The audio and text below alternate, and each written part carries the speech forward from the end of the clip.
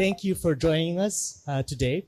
My name is Diego Maranan. I am the Executive Director of the Intelligence Systems Center, and I have the distinct pleasure of welcoming you to this talk by Dr. Felipe Cervera on the subject of space humanities in Southeast Asia.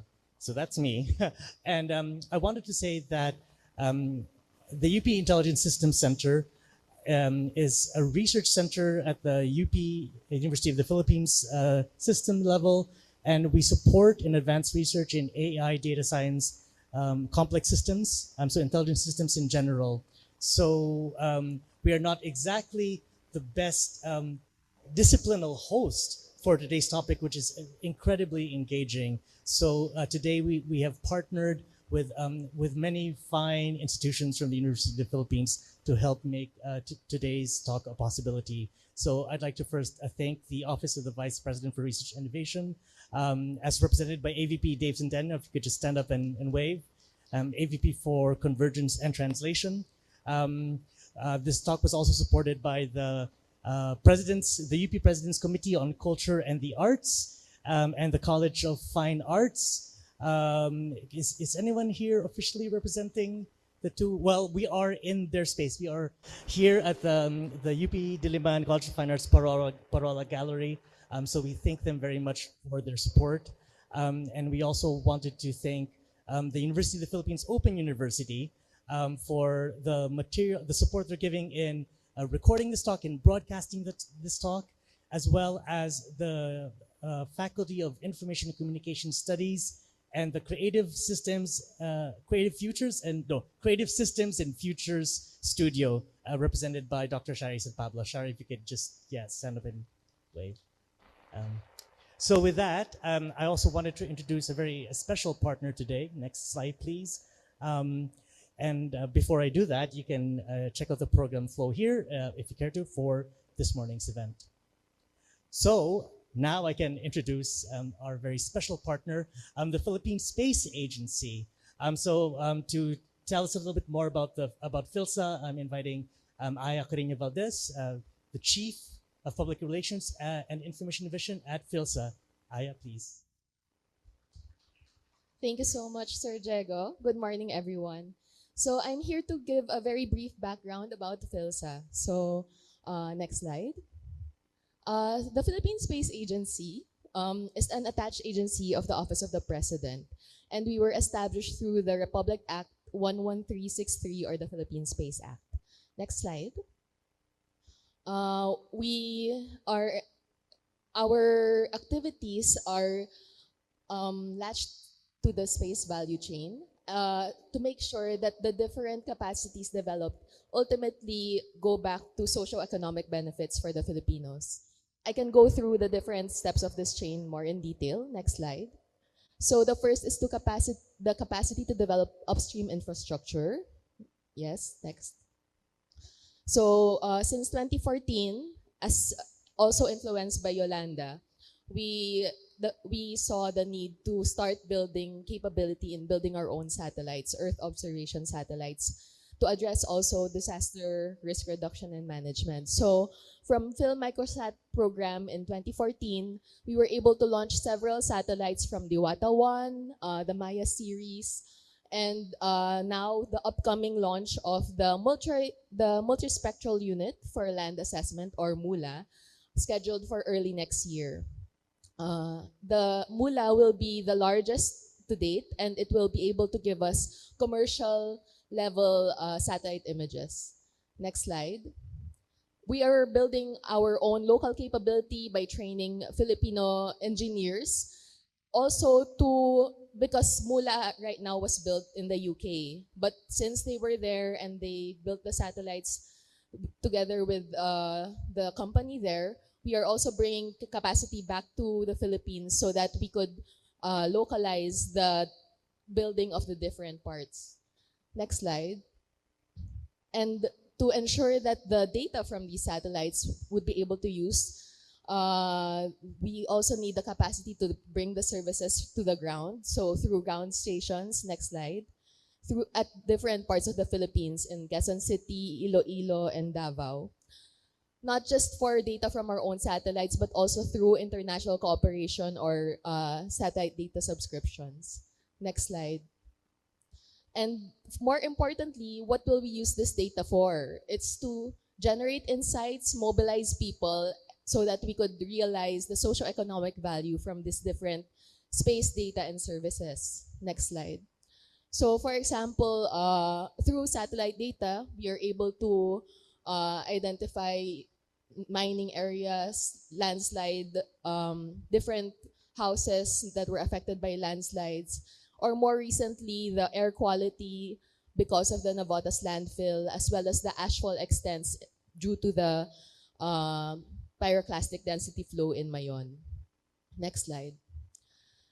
We also have different institutional partners to ensure that these capability and data is shared to the people who can act on these insights. Next slide. Another issue, I guess you could call it an issue, but one of the things that PhilSA does is we issue advisories due to increasing rocket launch and debris. So I guess I noticed because of the talk was specific for the region, I thought to share something that might be specific as well for the Philippines.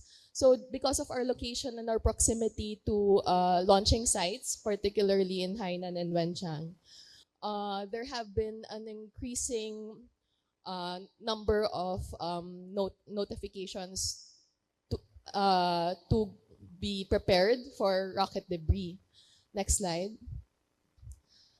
For the drop zone frequency inside the Manila Flight Information Region, there has been a stark increase, especially in 2025. And the drop zones are usually reported to be either in Western Luzon, Basilan, Zamboanga, Northern Luzon. So you can see the areas in orange in the map to the left. Next slide. So we are noticing that these launches also result to phenomena that's observed on the ground or can cause alarm if there's like bright lights or sound to the people in the locality.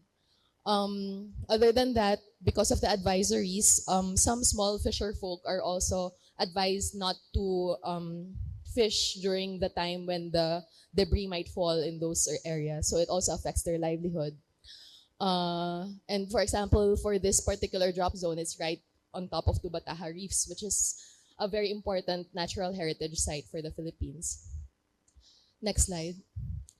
Aside from getting data, so from Earth observation satellites and being able to use it on the ground, we are also looking to space. So right now we have the analog habitat waypoint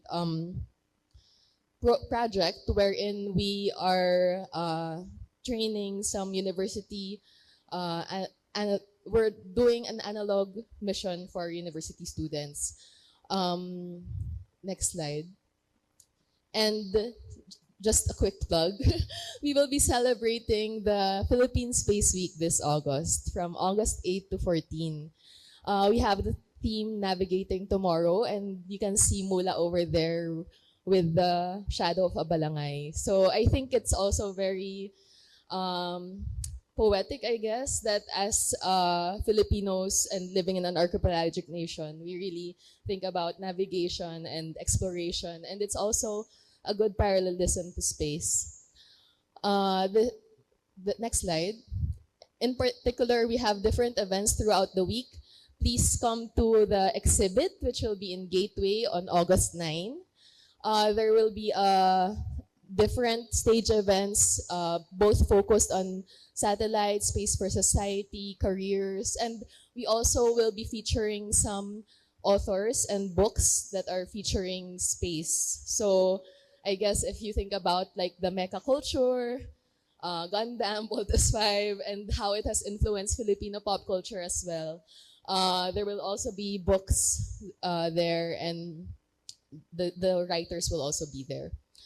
There will be a forum on ASEAN space diplomacy, so dialogue among the different space agencies among the region. Trainings for our academe and also drone operators, since drone images are a good way to ground truth satellite data. And there are also contests for students and event as well for startups and entrepreneurs. Next slide. Also a quick plug, we also have a scholarships program. So for those who are interested to do graduate studies, and this is not limited to just space science and technology. It can also be more interdisciplinary kind of work. We have the scholarship program for those who are interested to do graduate studies, either locally or abroad. And I think that's my last slide. Next slide. So thank you very much. I hope I stayed within the 10-minute mark. And I will leave you to, I just wanted to share a bit of a context of what we're doing at PhilSA, as well as what the Philippines is experiencing, to give a bit of context as well for the very interesting talk that we will be having. Thank you. Thank you so much, Aya from PhilSA. It's really fantastic. I can't wait to check out the exhibits. Please do go check out their events during Philippine Space Week. This is a lot of build-up to Felipe, but it also helps.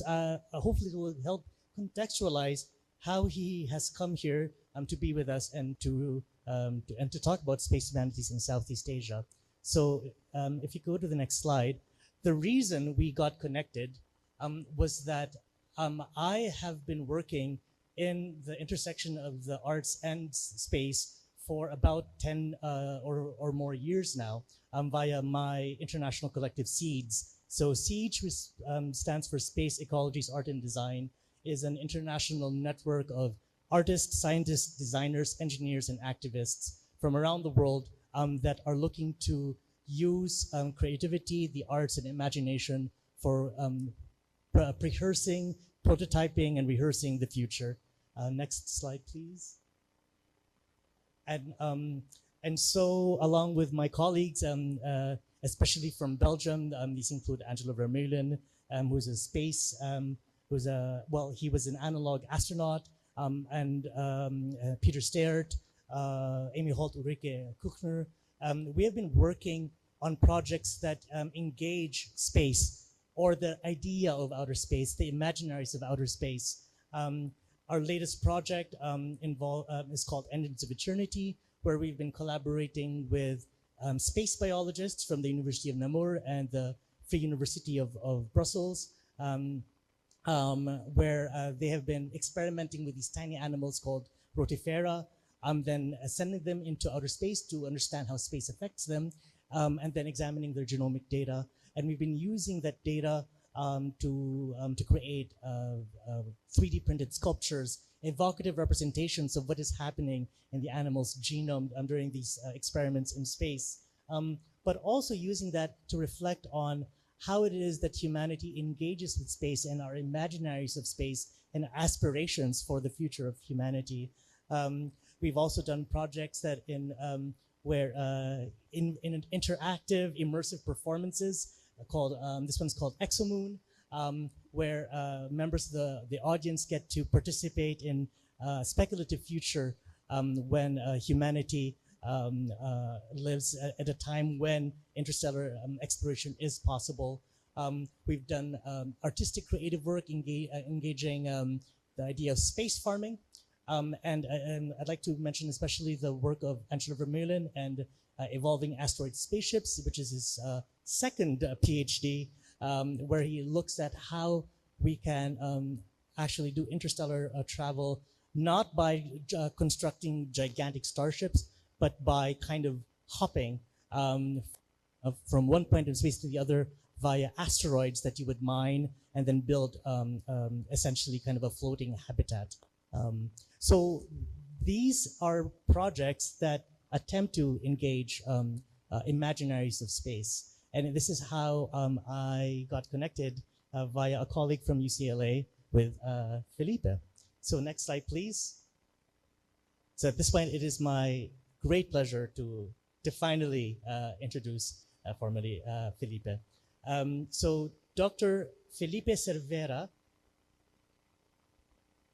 is the director of the Center for Performance Studies and an assistant professor of theater and performance studies at the University of California, Los Angeles.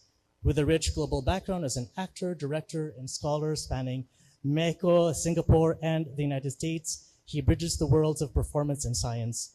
He sits on the Committee for the Cultural Utilization of Outer Space at the International Astronautical Federation, co-facilitates the International Network Social Studies of Outer Space, and leads the Planetary Performance Lab at UCLA. So today, Felipe's talk is entitled Towards the Development of Space Humanities in Southeast Asia, Culture and Extraterrestrial Multipolarity. Please join me in giving a very warm welcome to Dr. Felipe Cervera.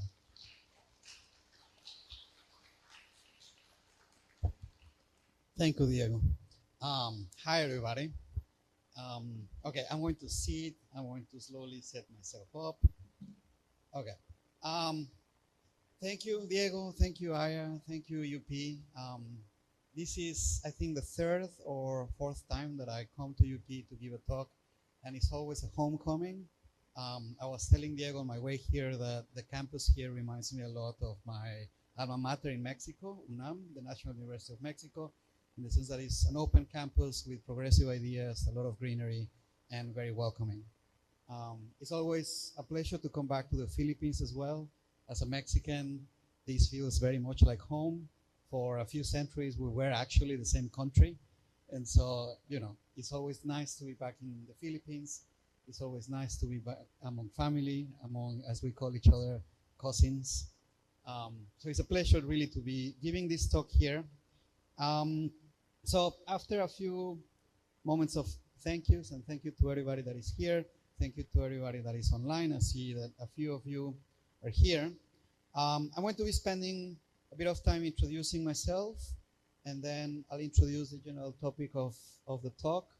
The talk will be divided into three sections. Why space, why Southeast Asia, why the space humanities, and why Southeast Asia. And so I'll begin by speaking a bit more about myself. Next slide. So you might wonder, what is a theater person working on space and wanting to develop a network on the matter and the subject in Southeast Asia? So a bit of story is that when I started my PhD, I did my PhD at NUS in Singapore. And a few things happened when I moved to Singapore, and my life changed. The first thing is that I met my life partner, and so immediately Southeast Asia became home. And I realized that throughout history, Southeast Asia has been the heart of the planet. It was the reason why European colonialism started. It was the home of pre-Islamic and Islamic empires. So for many centuries, perhaps the world has forgotten just how important Southeast Asia is, but this is where it's at. And so during my studies in Singapore, I developed a profound love and admiration for the region. Singapore, obviously, Indonesia, the Philippines. And when I arrived to Singapore, my intention was to do a PhD on performance and globalization. And so, I came from doing a master's degree on theater and interculturalism, and so I was always interested in pushing the boundary of my own knowledge, and in so doing, pushing the boundary of knowledge. So I was always interested in ideas of alterity or ideas of what is beyond the knowability of the self. And so very early on during my PhD, my supervisor once told me, yeah, Felipe, okay, theater and globalization, all of that, that's cool. What's a post-global? And so this is 2013. This is before the US became what it is right now, before we saw the fractioning of the post-Second World War global order into what is now effectively a post-global world, post-globalization. So I spent a good year wanting to understand what was a post-global and how do I go about understanding it. And then one day, 2014, I think, I saw online an Austrian daredevil, an Austrian extreme sportsman, Felix Baumgartner, maybe you remember him, jumping from the stratosphere. And I was like, aha, this is the intersection. This is where performance meets the post-global. This is 2014, 15, and I began working on what I began to then understand could be critical approaches to the study of outer space and trying to formulate how theater and performance might have something to say about that topic. So just to share a bit, my first publication on the matter was in 2016 in a journal called Theater Research International. And as often happens with academics, when I go back to this article, I cringe.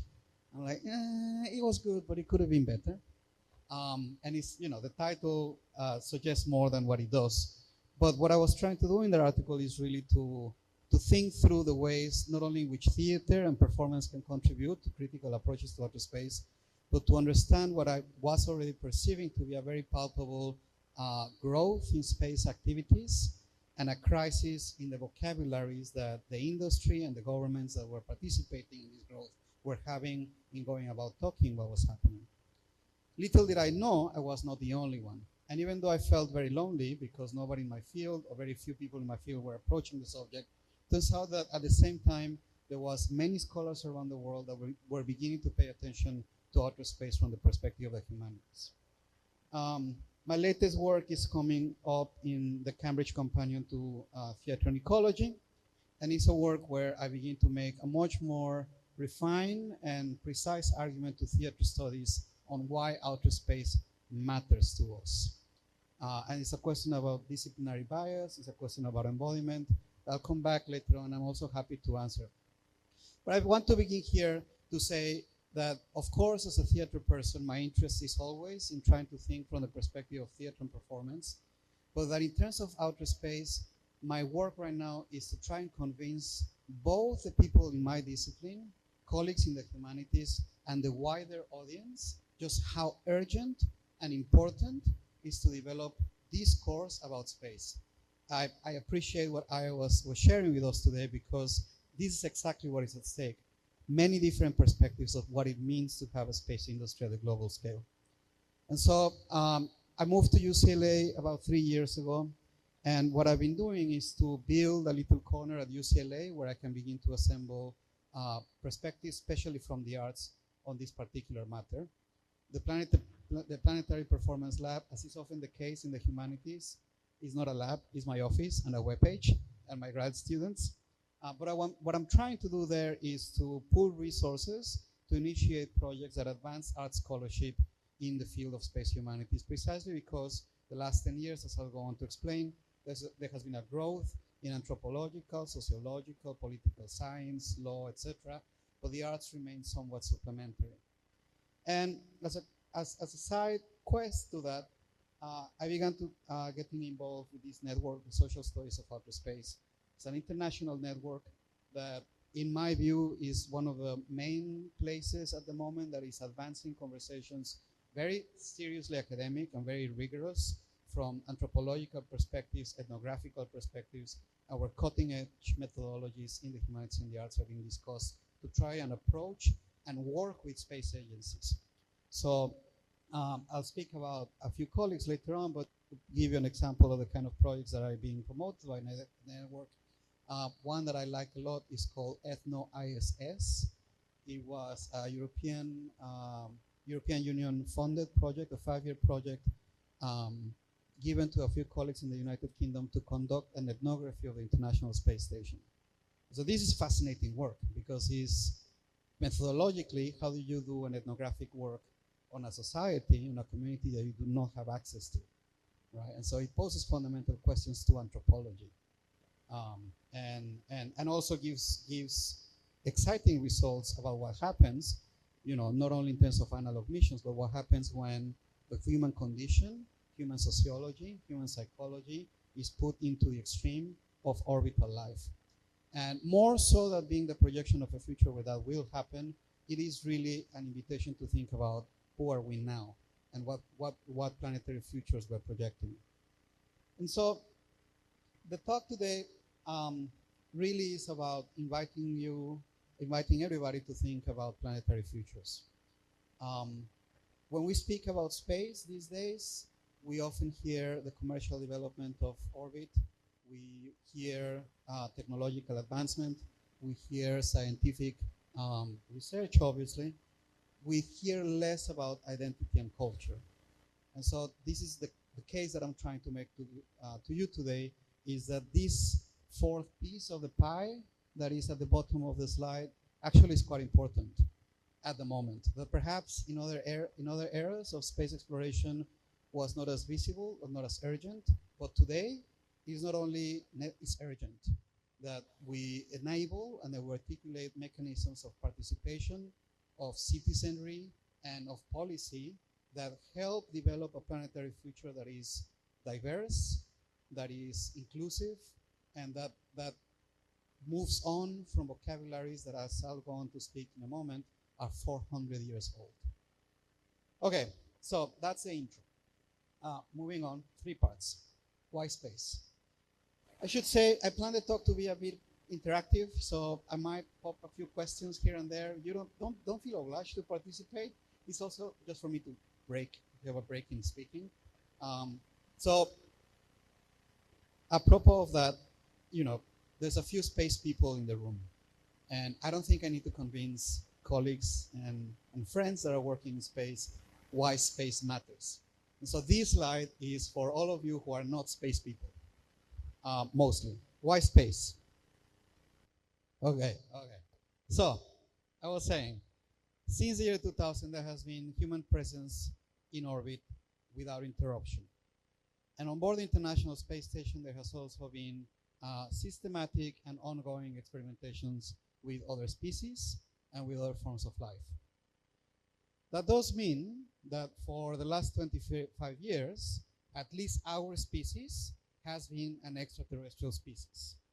And that's something that we need to dimension. What does it mean to be extraterrestrial? The first thing is that it means that we need to demystify the extraterrestrial as the alien, right? We are the extraterrestrial in the sense that we already are more than terrestrial. So that's sort of at a more conceptual level. In terms of market, and this is quite mind-blowing, the current value of the space industry right now is approximately about $600 billion USD. It is expected that in 10 years, the space industry is going to be worth $1.8 trillion. As comparison, the sugar global industry is worth $200 billion right now, and is expected to be worth $230 billion. Sugar. Who ate sugar today? Who used space technology today? All of us. And that's exactly the point. That space infrastructure is a determinant factor of our way of life, of our contemporary way of life. That's why it's worth so much. And so when you think about what are the services and what is the infrastructure that is going to be in place in 10 years, you can only speculate about the value that is being accrued by that industry.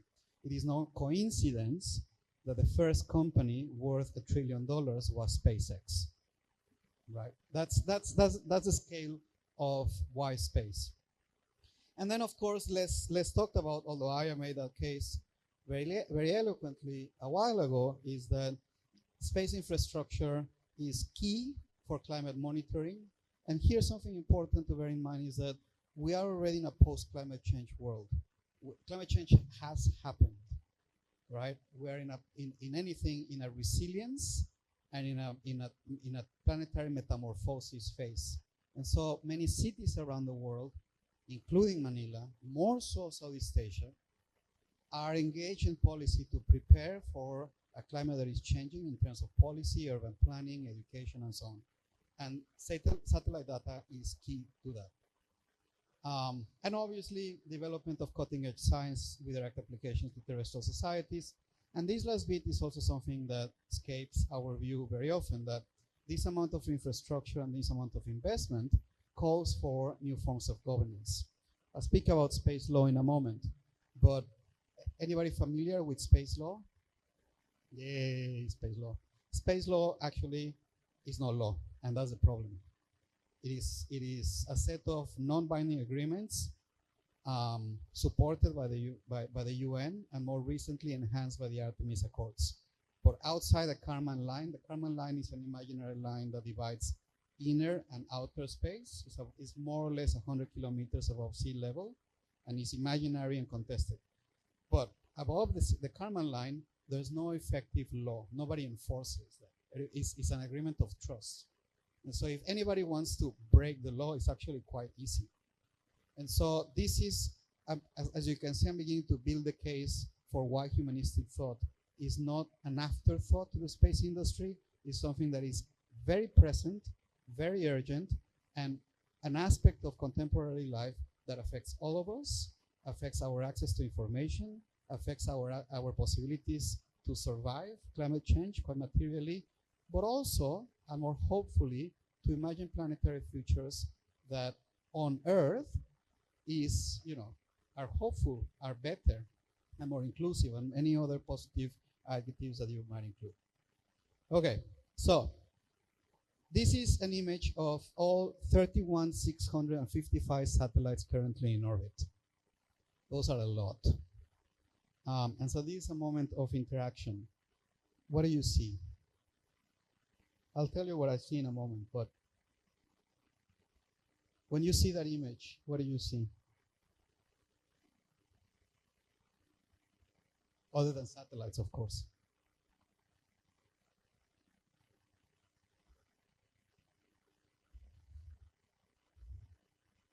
Yeah. Yeah, so it's different constellations, different kinds of satellites, different phases of satellite development. So I'll tell you what I see. I see an ecological problem. I see an issue of space debris. As I was sharing with us earlier, the Pacific is one of the main locations for drop-off zones. And so space debris is literally falling on our heads on a daily basis. And there's a lot of current scholarship and activism to try to figure out what do we do with all the satellites that were launched and no longer in use. The orbit is incredibly polluted. Another thing that I see is a scientific problem because, and I'll show you the next slide, the amount of satellites that Starlink has. You all familiar with Starlink? This is a scientific problem because astronomers are having issues having dark skies. And so it's increasingly hard to conduct astronomy given like terrestrial infrastructure, which then means that we rely a lot on extraterrestrial telescopes to practice astronomy, contemporary astronomy. I also see a technological opportunity here because space debris needs to be cleaned. And this is an excellent avenue for a bit more ethical development of AI and robotics, right? Like you can really send a human being to clean space debris. You could perhaps send a robot. And this is something that a lot of space startups are developing. And I also see a cultural problem. I see a problem of heritage, and I'll go back to that question. Now, these are the satellites that Starlink has. Starlink currently has 10,794 satellites in orbit. That's a third of the current existing satellites of our species. Now, because space law is not law, how these companies work is that they depend a lot on the legal frameworks of the countries they're based at. And SpaceX is a US company. SpaceX currently has a license by the FAA in the US to launch up to 35,000 satellites. It just requested permit to launch up to 1 million. And so if we go back to this question, right, the ecological, the legal, and the cultural problem of space is exacerbated by the lack, precisely, of humanistic frameworks or frameworks stemming from the social sciences and the humanities to accompany the rapid development of space tech. And here the emphasis is on space tech more than space science. What is developing very fast right now is space tech. And the last example of why building the case for the space humanities is important, this is the first plant on the moon. It was sprung by China on board the rover Chang'e 4 in 2019. It's a cotton plant. It lived for 3 days. Now, do I stop? No? Okay. I don't know about you, but when I learned about this plant, I was actually quite mind blown. A plant on the moon. Like, let's just take a moment to let that sit. A plant on the moon.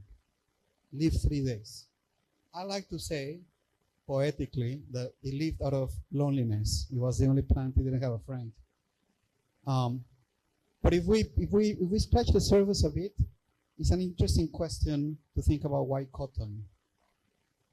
If you spring cotton, thinking of lunar missions and lunar bases, if you spring cotton, that means that you can have clothes. But also, cotton has a very heavy cultural history that is very much a US-based history, so it needs to be decentered. But cotton is a plant that is heavily associated with slavery.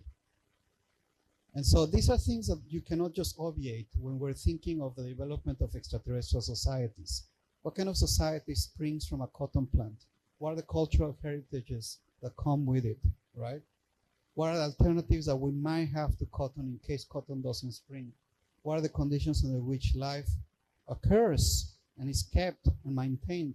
These are ethical questions that are not often accompanying the development of space tech in a commercial level.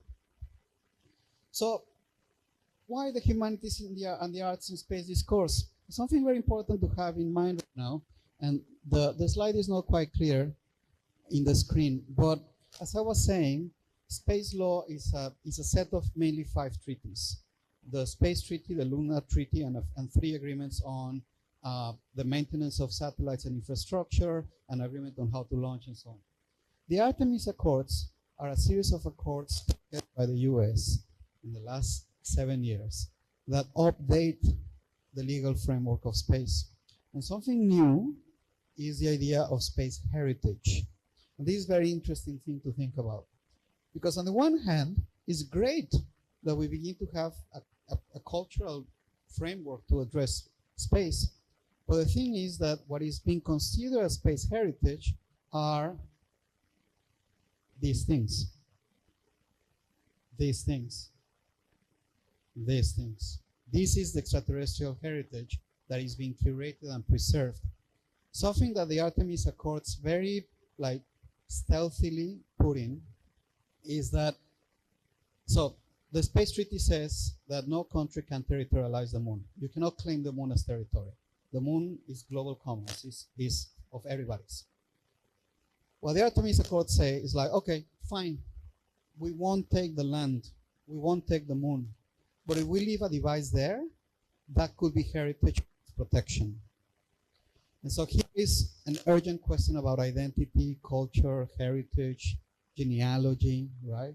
What is the memory that our species is leaving behind on the moon? And so there is a big wave of projects of having archives and arcs on the moon as a way of preserving human culture. Now you wonder, why is the emphasis on preserving human culture? Because the idea of heritage in space discourse is connected to the idea that our planet eventually will be non-viable. And so this is an interesting association to interrogate. Why is it that we imagine a planetary future out there that does not include the survival of the planet we have here? And that is because in order to project the future as we're projecting it right now, we need to deplete the resources here. Every space launch takes up a lot of ecological resources, takes up a lot of human resources. So why the humanities? Because these are questions that our colleagues in the sciences and tech often don't have the time to ask, often don't have the focus to ask. I don't ask questions about the circuits and the rules that are necessary for the rocket, but I can ask questions about the futures that rocket is projecting. Now, 60 years ago, perhaps the question of the futures was sort of given when the space agencies were mostly driven by national interest.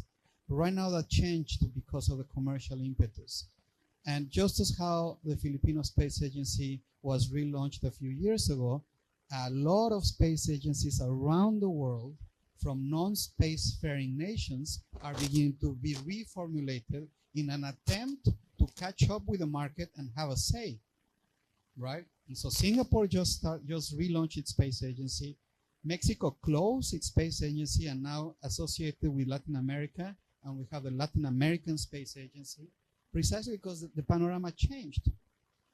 There's a legal vacuum, there's a humanistic thought vacuum, and so humanities are not, and of course we can continue to be more precise what do we mean by the humanities and the arts, but these are things that are not, these questions are not an afterthought. These questions are important to inform the development of tech.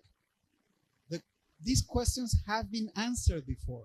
The technologies that we have answer to questions about futures, ethics, and philosophies that have been asked before. We just haven't asked them very recently. We have to begin asking them again. Okay. Thanks. Sorry. I can't multitask sometimes. I get too inspired. Appreciate it. Okay, so the questions that inform the current development of space have been asked before. And so the main reason why the humanities and the arts are important and necessary and urgent in the space sector is because the space sector has a crisis of imagination. We don't have a crisis of science and technology. That's going great. We are now capable of doing things that 20 years ago, like our species just created life on the moon. Come on, right? Science and tech are advancing. In the humanities, we have to catch up. There's a crisis of imagination. The image that you see in the slide is a cover image of a novel published in 1638, 400 years. The idea of colonizing the moon is an idea that appears in the 16th, 17th century in Europe as a consequence of the rise of European colonialism. And the moon is envisioned as an analog for the Americas and for Southeast Asia. And so when Thomas More publishes Utopia, that utopia is a projection of what could happen in the Americas. And now, something interesting here is that when the Spanish arrived to the Americas, actually, there's a medical emergency in the Americas because the Spanish and Portuguese bring disease that was not present in the Americas. But in Europe, there is a fundamental philosophical problem because the populations in the Americas were not written in the Bible. And so either they're not human or the Bible is wrong, and the Bible cannot be wrong, and so they're not humans, right? And so the first aliens, the first extraterrestrials, the first idea that there's a mirror species that behaves very similarly to us but lives in another planet is the legacy of a European colonial imagination that had to deal with the encounter with quite literally another world. So Utopia is published, and between the 15th and 16th centuries, there's a wide catalog of novels of interplanetary travel published in Spain, in France, in England. And the one thing that is common to all of them is that all the travelers need to make a pit stop in the Americas and encounter the Americans or indigenous populations in the Americas before going to the moon. This novel, the protagonist, I mentioned this novel because this is the first time that a character called Speedy Gonzales appears in history. I'm Mexican, so I'm allowed to say that.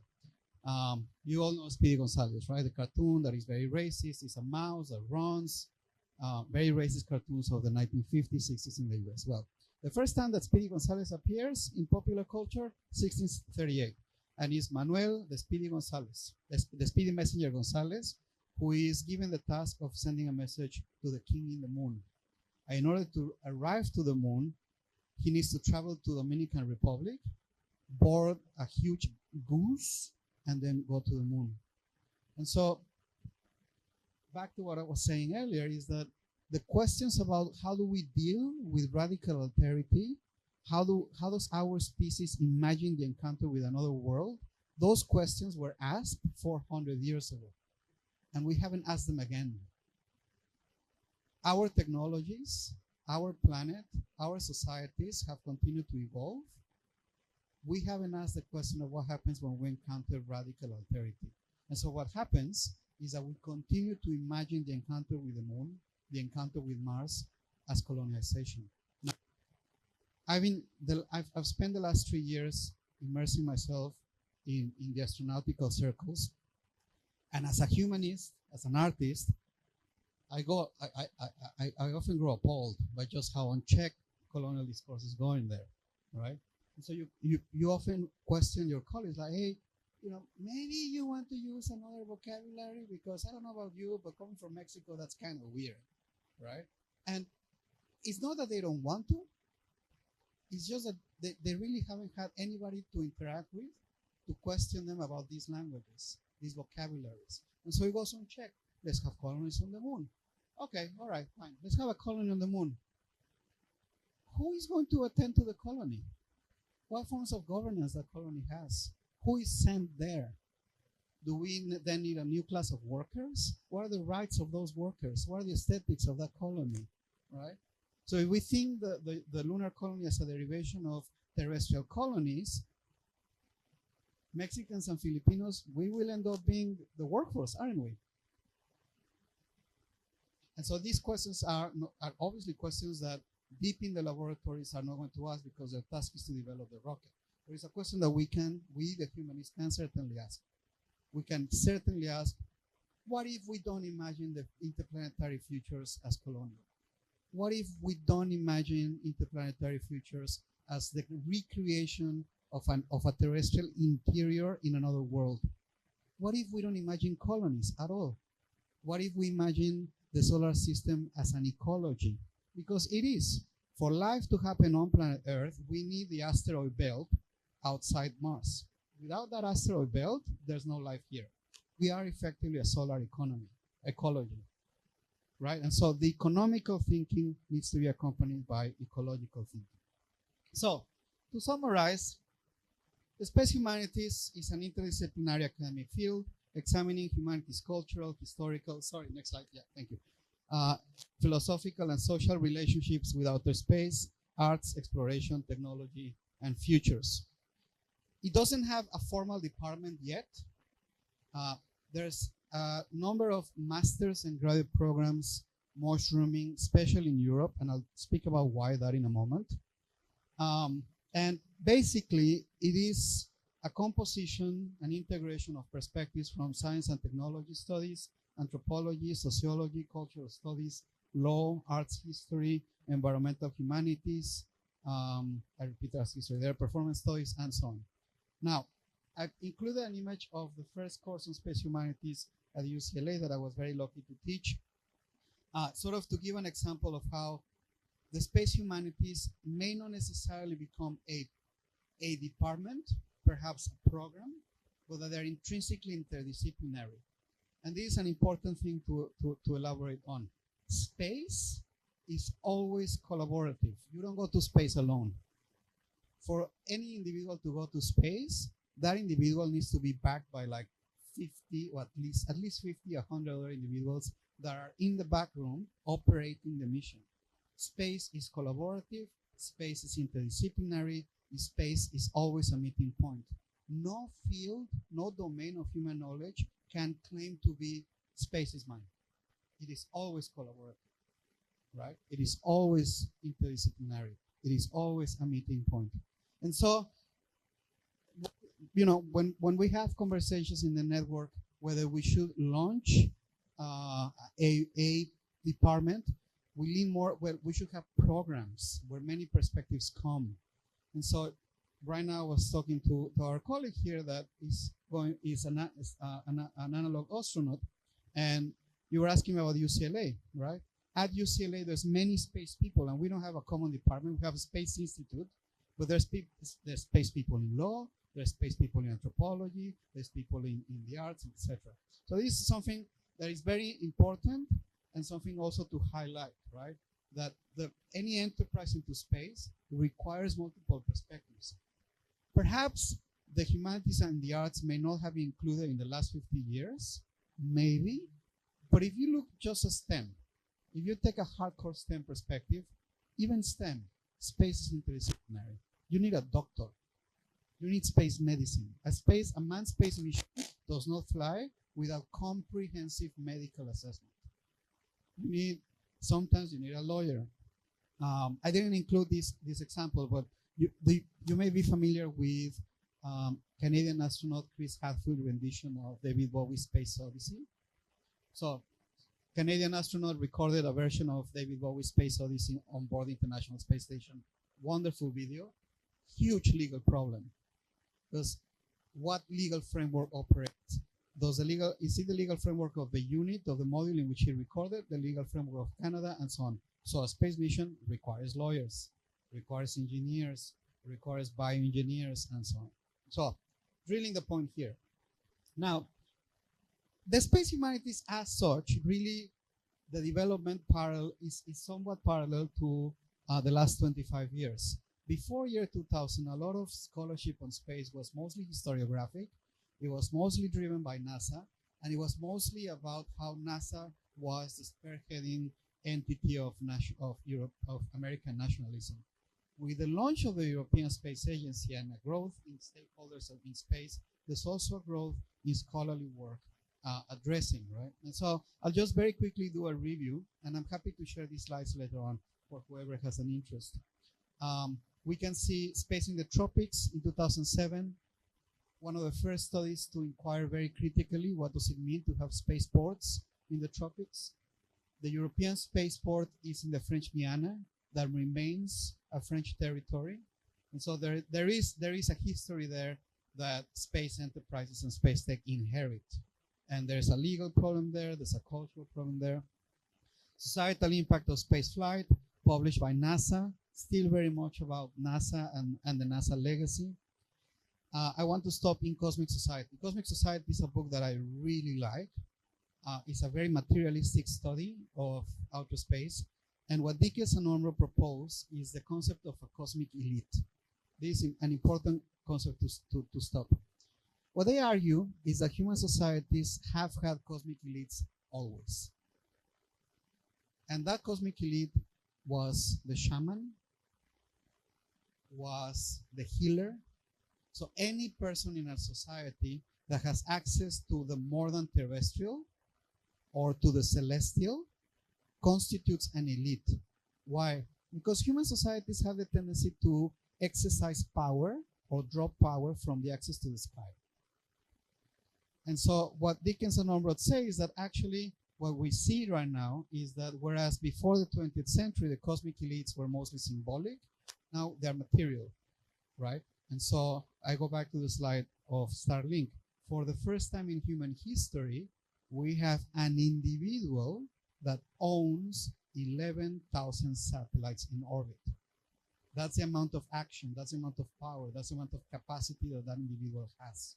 That is the first time in human history. That's published 2009.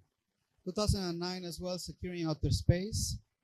Obviously a conversation about military approaches to outer space. This is the first time that ideas of performance and performativity and gender begin being promoted in space. There's a chapter in that book about the performativity of gender, right? So I don't know whether you were following the announcement of the crew for Artemis 3. So for the first time in history, 40% of the eligible class of astronauts are women. And Artemis 3 does not have any woman. It's all men. So there's clearly a gender problem. NASA for many years did not accept women because very famously they did not have the right stuff. Like that's the memo that I said, right? And so Securing Outer Space brings perspective of gender. Palgrave Handbook of Society, Culture, and Outer Space is the first compendium, the first edited volume, sort of like even at an undergrad level to begin understanding the many perspectives. It brings geographers, sociologists, lawyers. Placing Outer Space is a paramount book. It's an ethnography of planetary scientists at a time in which exoplanets began to be discovered by the dozens. And what Messeri proposes is the idea of the planetary imagination. Because what she discovered is that planetary scientists spend most of their time imagining other worlds. Just as how any artist would do, any theater artist to that end, planetary scientists, their daily job is to imagine, to place, to make space a place and to project that place. And this is the last wave of books. This is where the field is at the moment. The Routledge Handbook of Social Studies of Outer Space, huge emphasis on artistic knowledge and artistic methodologies, space feminisms, an entire book to discuss what feminism does to outer space discourse. Extraordinary Ethnography of Outer Space. This one for anthropologists, you're going to love it because it's very methodological, proposes different methods ways anthropologists can begin to study extraterrestrial societies. And the last one, I included Mexico in space because I'm Mexican, because I'm good friends with the author, but also because this is an example of the kind of literature that is beginning to emerge in this conversation. Literature that is country specific, that addresses the identities, the cultures, the projections, the paths of outer space in the context of a specific nation state. And this is the kind of scholarship that I'm hoping we can begin to develop in Southeast Asia. It means to have the Philippines in space. What kind of cultures are there? What kind of thoughts appear there? And so on. There's also a current escalation in artistic practice because now it's easier to launch artwork into space. I'll speak about art in a moment a bit more, but I want to share with you the Astronautical Art Archive. The link is there. You can take a photograph and browse it. It's an archive led by a colleague in Belgium, Arno Gens, that painstakingly documents every single artwork that goes into orbit and categorizes it, etc. And the example that I included here is a piece called The Contour of Presence by Naum. Naum is a Mexican artist, also big leader in space culture. The Contour of Presence is a failed artwork, and I include it precisely because it's a failure. The intention of the piece was to launch an interface through which you can haptically interact with an astronaut on board the International Space Station.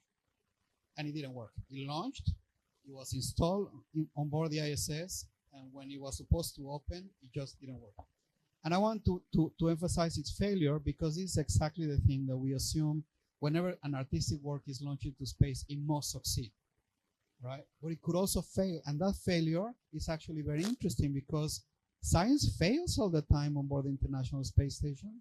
And it's precisely because science fails that we learn so much about the possibilities of what we can do in zero gravity environments. Precisely because science has failed, now we know that certain cancer vaccines and treatments are better and more effective if they are developed in zero gravity. So if art opens possibilities for failure, it also opens possibilities to investigate what does it mean to develop technology for haptic interaction, for remote haptic interaction. What does it mean to think of that you can touch someone at that scale? That's it's an artistic idea, but also it's a question about our subjectivity. We're mammals. We need touch, right? It is embedded into our species that our co-regulation happens through haptic experiences, right? And so to imagine our species at that scale through our work is also to imagine possibilities that perhaps open the door not to imagine ourselves as a colonial species or as a species that wants to replicate itself, or as a species that thinks creatively and artistically about how to apply space tech. Okay, a few space institutions that I will speak very briefly about. The photographies of the Smithsonian Museum in the US, one of the first space institutions. They show a lot of planes and spacecraft. The other two, I want to introduce them to you in case you don't know them. The Committee for the Cultural Utilization of Space, in which I serve, discusses actively definitions of space art, space culture. It's an international committee, and it's important work precisely because it's at the core of the International Astronautical Federation. The IAF is one of the most elite circles in astronautical practice. Governments are members, corporations are members. So to have a discussion about culture in there is actually quite foregrounding. And I also wanted to introduce you the Leverhulme Center for Humanity and Space. This is a 10-year center funded by the Leverhulme Trust in the UK.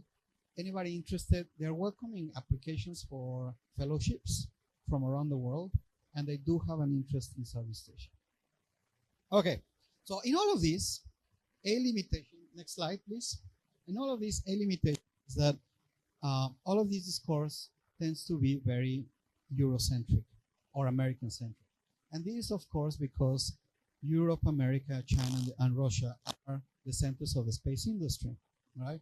Why is that so? Because those are the spacefaring nations. The rest of us try to launch satellites, sometimes are successful, but we're not really capable of launching our own rockets. We're not really capable of having that technology at that level. That means that a lot of the critical attention goes into how those programs imagine outer space and project outer space. And so this is where I begin to launch an invitation. Well, maybe there's work here to do. There's scholarship on Japan, on Korea, on India. India has a very robust space program. It's also a spacefaring nation. But what if we were to develop a humanistic perspective from the position of Southeast Asia, from the position of a region that has aspirations to be spacefaring, or is not yet spacefaring, and that still depends on infrastructure from other countries and from other positions. Now, we do have Southeast Asian scholars in the field. I want to introduce you to Shan. Shan is Malaysian, and to my view, is one of the most advanced scholars. Next slide, please. Shan is Malaysian and is one of the most advanced scholars in space policy. She leads a project at the University of Utrecht, again, Europe-centered, a Malaysian perspective nonetheless. And what she's doing is developing work on planetary sustainability. And what does it mean to develop policy that actually envisions sustainability, not as something that happens after, but something that informs the design of those missions. So really cutting edge policy is being driven by a Southeast Asia. Okay, so how might a Southeast Asian focus in the space humanities look like? In the slide, I borrowed from the key development areas of the Philippine Space Agency. And I want to open the floor. Where in these key development areas do you think the space humanities can be useful? All of them. There's questions, national security and development, so questions of policy, of law, of governance, of sovereignty. Quick detail here, anybody familiar with the Bogota Declaration? So in the 1970s, geostationary satellites were the norm. A geostationary satellite is a satellite that moves with the orbit and is permanently located above you, permanently.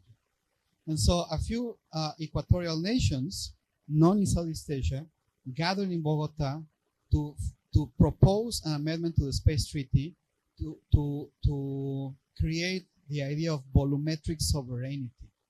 Because they realized that a geostationary satellite was a violation of their sovereignty. Somebody was looking down them all the time. There was no idea of sovereignty. And it's a very interesting problem because the UN said, actually, if we grant you a higher volumetric sovereignty, we have to grant it to the rest of the countries too. And that means that the spacefaring countries will have that level of sovereignty. So it was denied. But there are antecedents in space governance that non-spacefaring nations challenge the current normativity in order to try to advocate for new forms of governance. Hazard management and climate studies, climate policy, but also climate subjectivity, climate culture, climate aesthetics, space research and development, and so on. I've been making this case for the last 20 minutes. But just to really forward, all of the questions and all of the issues that I've been highlighting are questions that will pop up as a consequence and natural side product of science and technology development, of research development, but there are questions that urgently call for a humanist to be in the room, not as a critical scholar that studies the space program, as someone that is part of the space program, as someone that helps science to develop in different trajectories, in different futures, right? And so here is where non-spacefaring nations actually have greater stake, because precisely those alternatives of futures are the futures that our regions have been developing for the last 400 years. We have been projecting different futures ever since the colonies. This is where the alternative futures happen. So what are the politics of space in Southeast Asia? Sociology, aesthetics, legal needs. There is already growing interest. Of course, we heard from Aya, there's interest in governance, there's interest in data sovereignty. Ultimately, is also about satellite sovereignty. This is where the two technologies meet, AI and space technology meet in questions of sovereignty. And I want to go back to the arts, because what happens in context, I want to begin drawing to an end. What happens in context where there's no agencies, but cultural practitioners and artists is that oftentimes the artists and the cultural practitioners become the default space agency.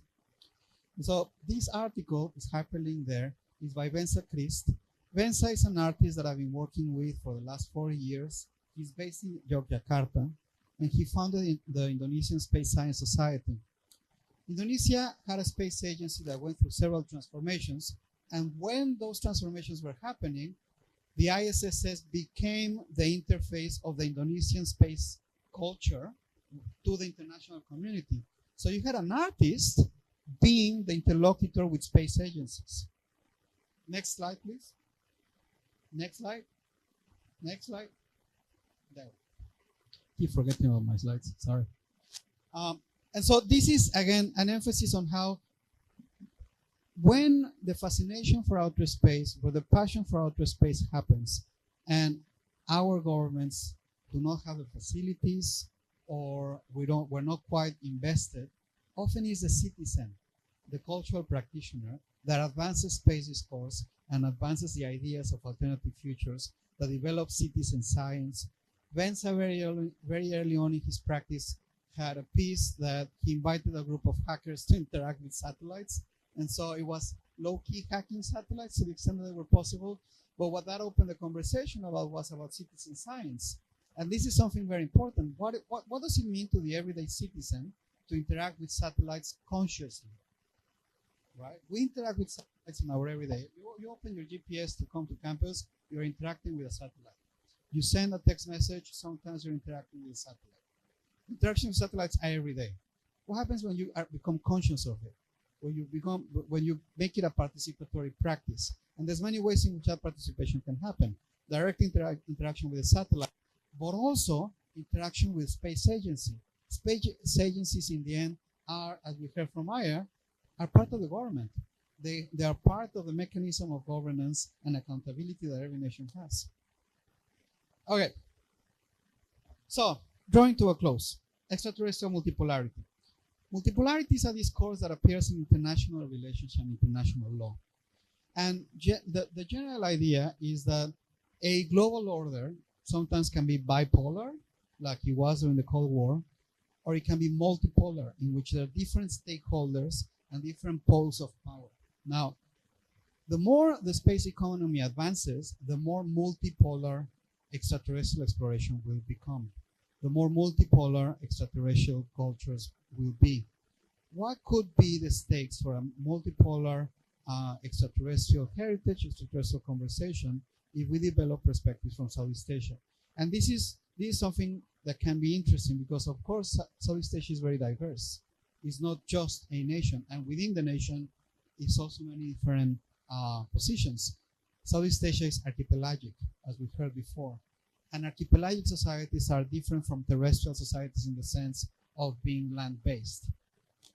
And so the proposal that I wanted to end with is a regional network of space humanities.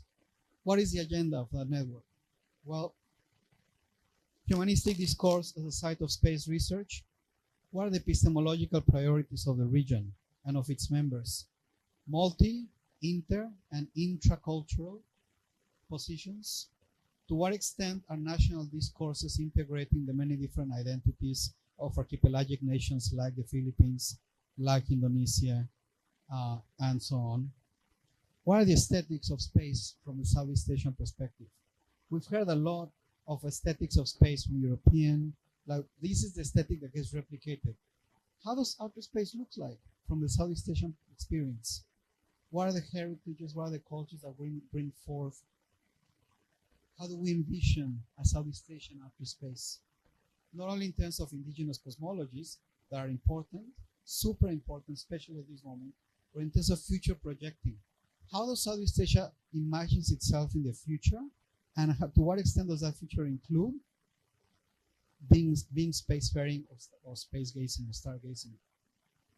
And of course, participation in and of the space discourse and practice beyond being subsidiaries and subalterns. And this is tricky terrain, of course, when we begin to deal with subalternity. But when we have companies like Blue Origins, like SpaceX, and I learned yesterday that there was an attempt or there was some interest of developing a spaceport in Mindanao. That would mean blending land to SpaceX. What does that mean? These are important questions, and this is perhaps polemic terrain because this is national interest, national investment. These are questions that require a deeper investigation into policy, deeper investigation into the consequences. Of course, the dream is to be, just as how the dream is to be data sovereign, the dream is also to be space sovereign, to have a degree of sovereignty towards your sky. How is that the sovereignty negotiated? Further points. Key thing here, go back to the idea that cultural discourse and humanistic discourse is also a site of innovation. That innovation may not be as palpable as a new rocket or new fuel or new satellite. It is innovative to the extent that we can imagine new vocabularies, new images to envision what that technology can do and should be designed for.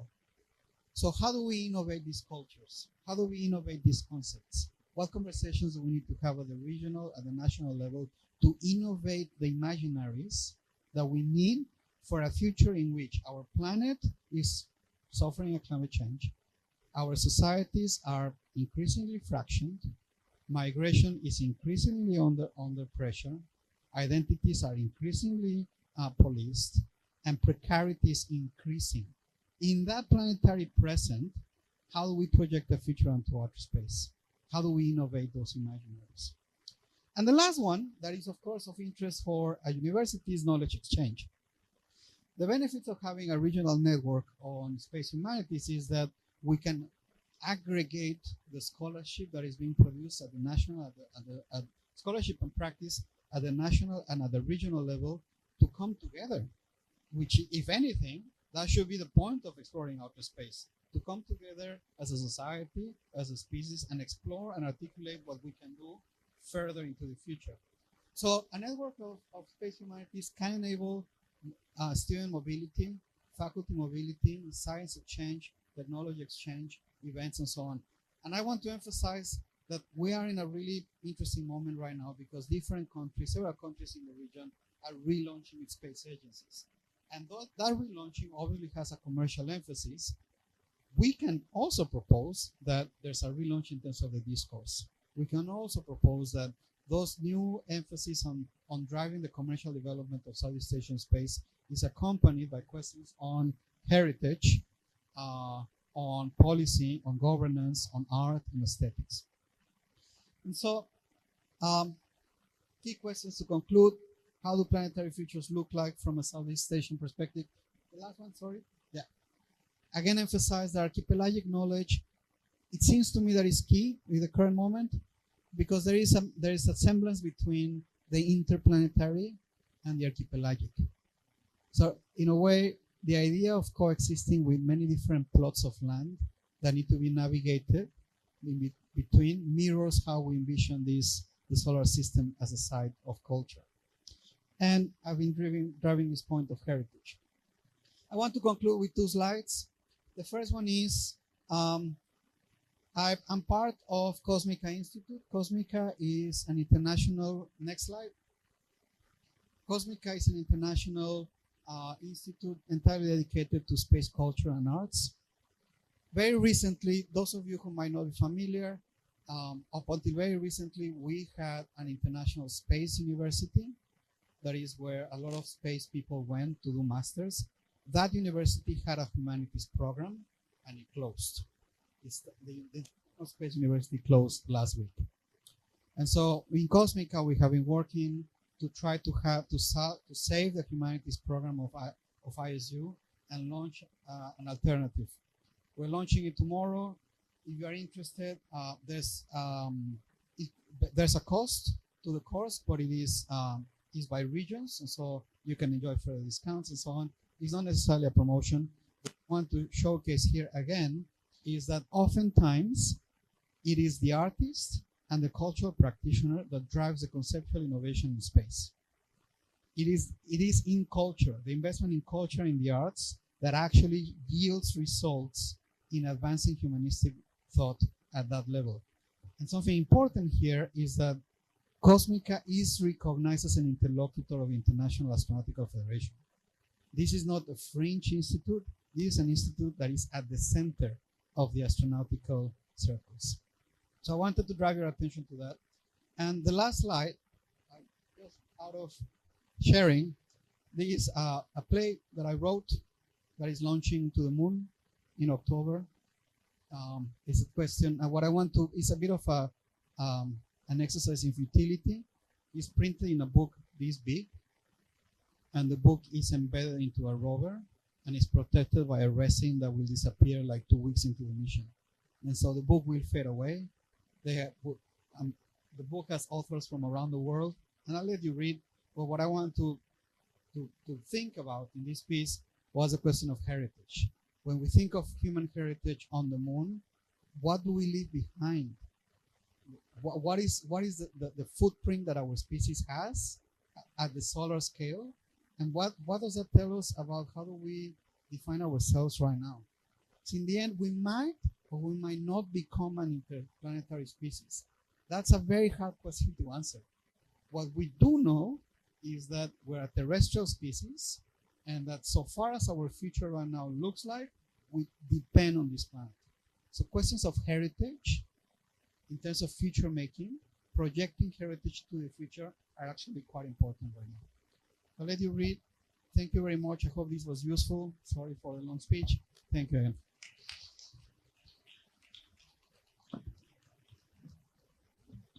That was fantastic. Thank you, Felipe.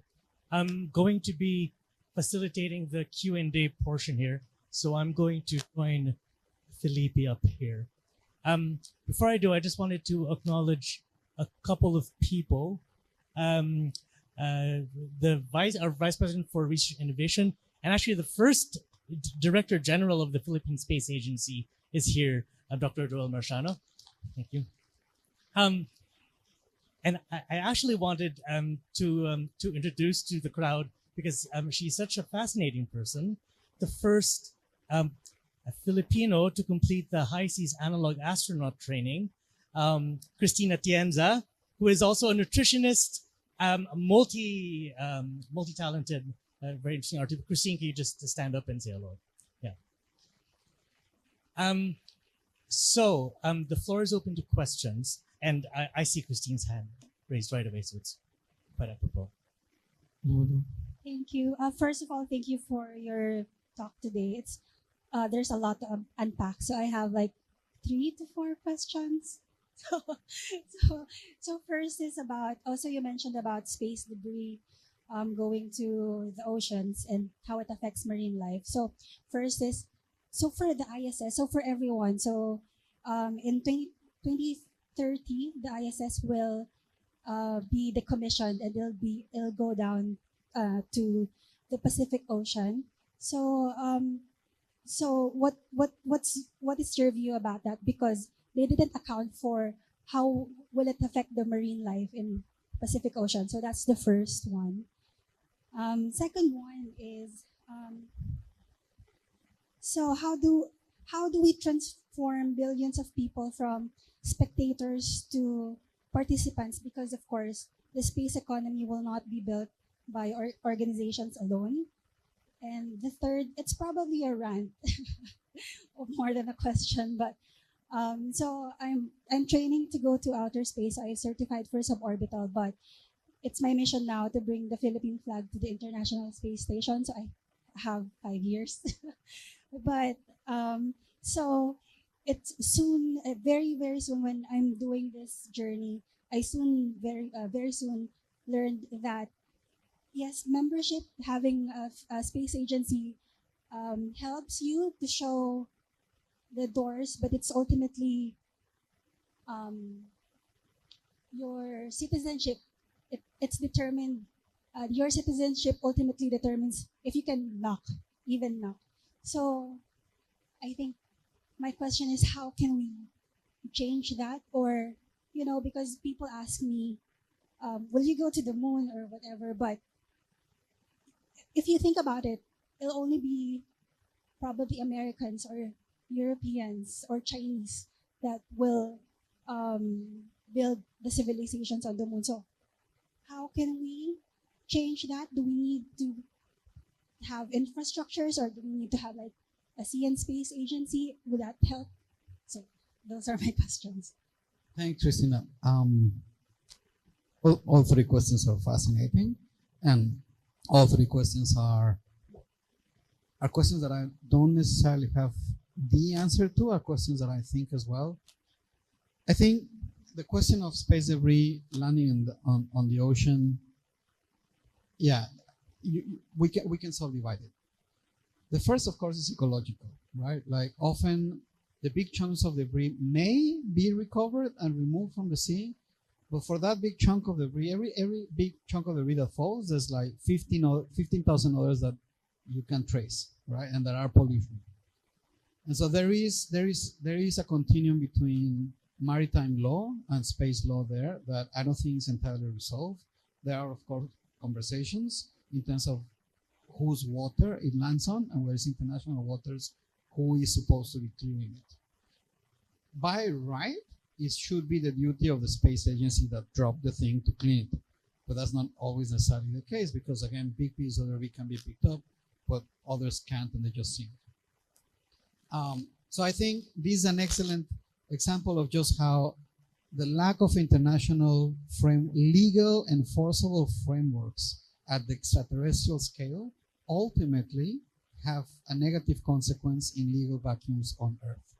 And this is an ecological as much as a political problem. And so to me, an analog reality is the spaceport in the French Guiana. The fact that, like a lot of spaceports are on what used to be colonial land, that tells you a lot about how that has been shaped, how the space industry, despite its best intents, still operates on formulations of culture and identity that remain problematic, or remain exclusive, or remain destructive. To say, like, in the last consequences.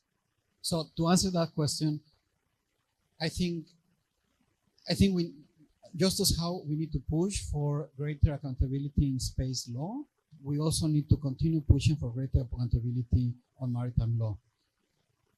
Right now, there is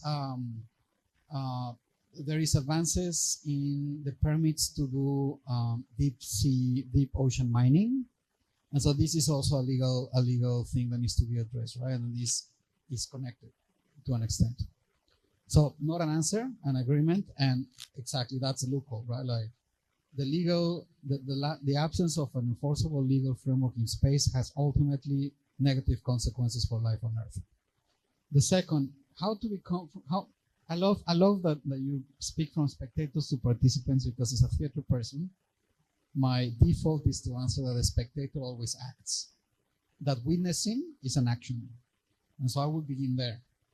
The owning our position of witnesses and of spectators as people that participate by watching, that's a starting ground. I think something that I think a lot, obviously I think in terms of art and performance, and so participatory art and participatory performance is definitely an avenue to raise awareness about the stakes.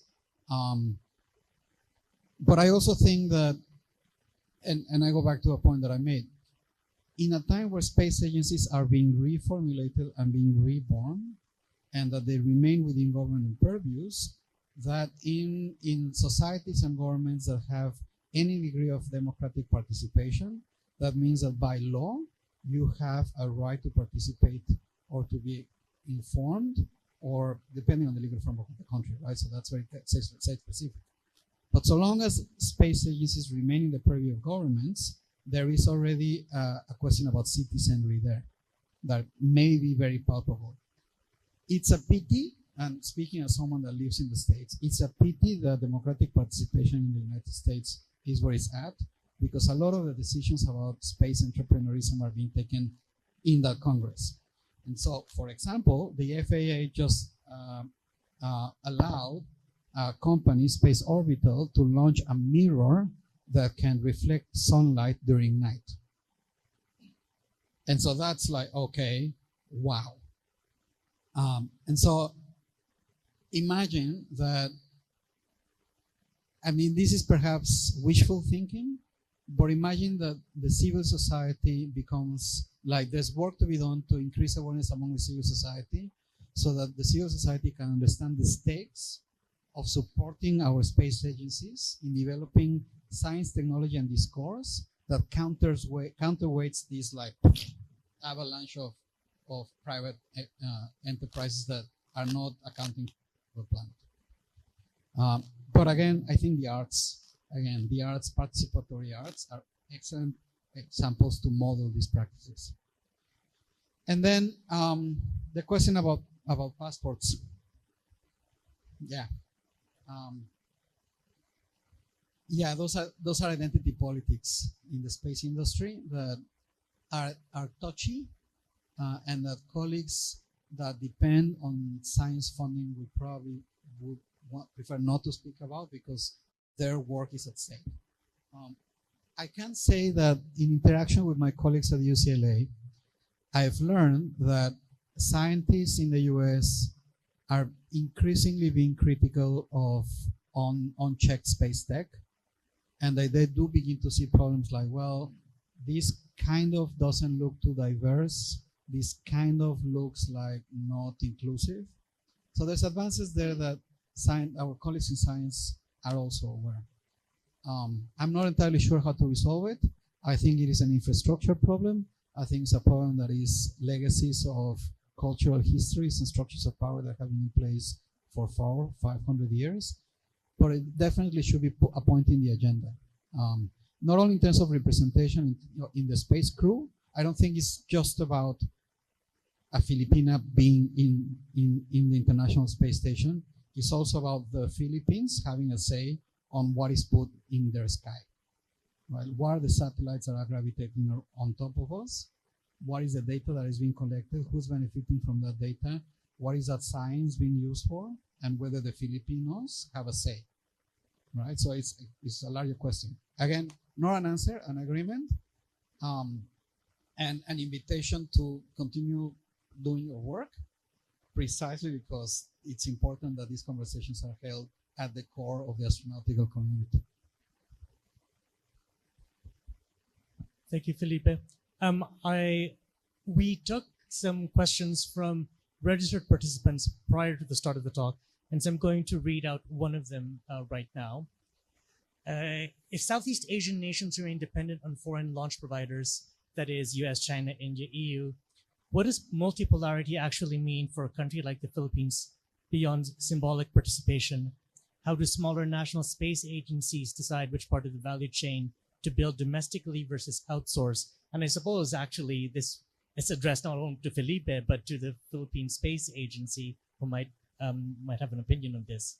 And I want to link this to a comment that was just entered in Zoom right now from Julius Sempio, with the idea of getting an ASEAN perspective of space.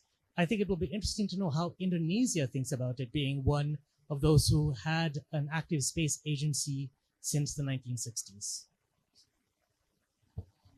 Yeah, I mean, the question about entering the supply chain and the value chain and the infrastructure and services that are provided by the space industry is most certainly beyond my expertise. But from the position that I have and from what I know of the space industry, I think a lot of space discourse works analogously. And so, you know, we call it spaceships because we thought of maritime ships. Space law is derived from maritime law. And so by that logic, there could be an analogy of other products in the supply chain that different regions have managed to produce and intervene into global markets and try to find different services. The challenge here is that because the legal vacuum in space has gone unchecked for at least the last 20 years, private capital is way ahead.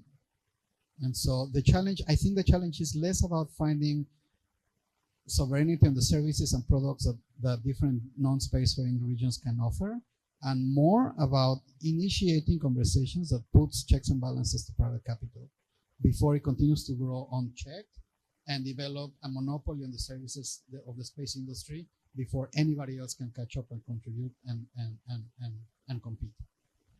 Then I think I wanted to speak at some point during the talk, but I didn't because it was a lot. But I think the conference of Bandung is perhaps an interesting historical antecedent to the ASEAN question. ASEAN positions itself in relation to global order and world order. And so definitely a conversation at the core of ASEAN of what it means to have space development in the region. I think that should be key and should be a top item in the agenda. I am an impression that those conversations are already ongoing. I would be surprised if top leadership in ASEAN has not, if space agencies are mushrooming, that probably means that there are conversations in ASEAN about space sovereignty, celestial sovereignty, space industry, telecommunications, and so on and on. I wanted to pick up on what you said about the cosmic elites, which was really interesting. The idea that previously shamans and other holy people, they were the cosmic elites. They were the ones with access to extraterrestrial power and knowledge. And now that the cosmic elites have become material, literally someone owns part of what's up out there in outer space. And I think this is a link to a series of questions, which I think we can lump together from participants. Please get ready with your questions, by the way, if you do have any.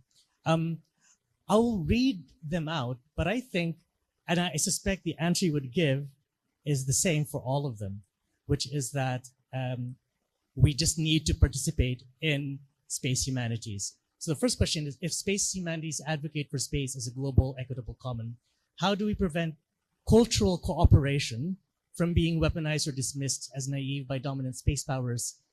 Another related question is, how can space humanities ensure that the Philippines' cultural heritage, indigenous knowledge systems, and development priorities meaningfully shape emerging norms of extraterrestrial governance instead of merely adapting the frameworks established by space powers?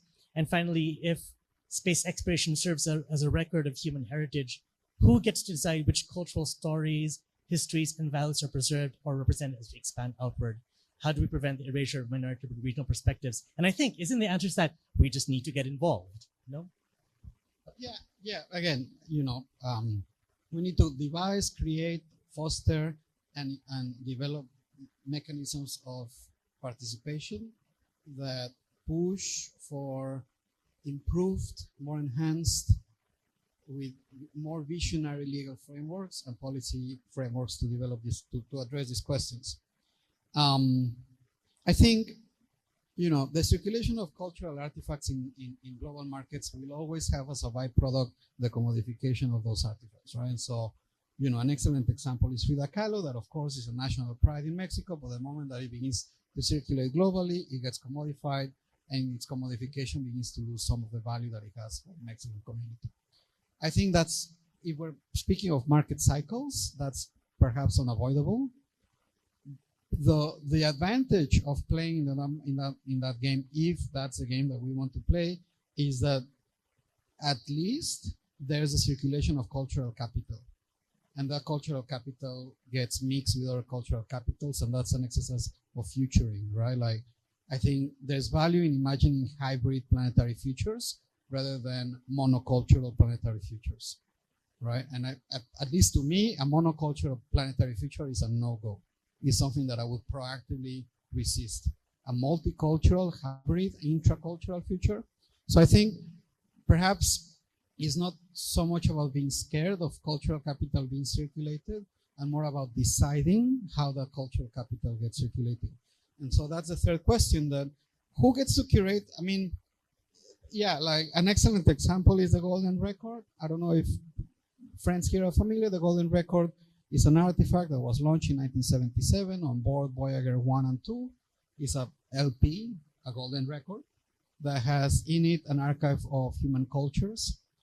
And the main curator of the Golden Record was Carl Sagan. And a fun anecdote there is that when Carl Sagan, because it was being launched by NASA, Carl Sagan wanted to include figurines of both the male and the female body, biological female and the biological male of the human species. And that conversation went all the way to the US president and the UN, because do we want to include the genitalia? And so the decision was that the male genitalia was represented, but the female genitalia was not. Right? And so this is a question of curation.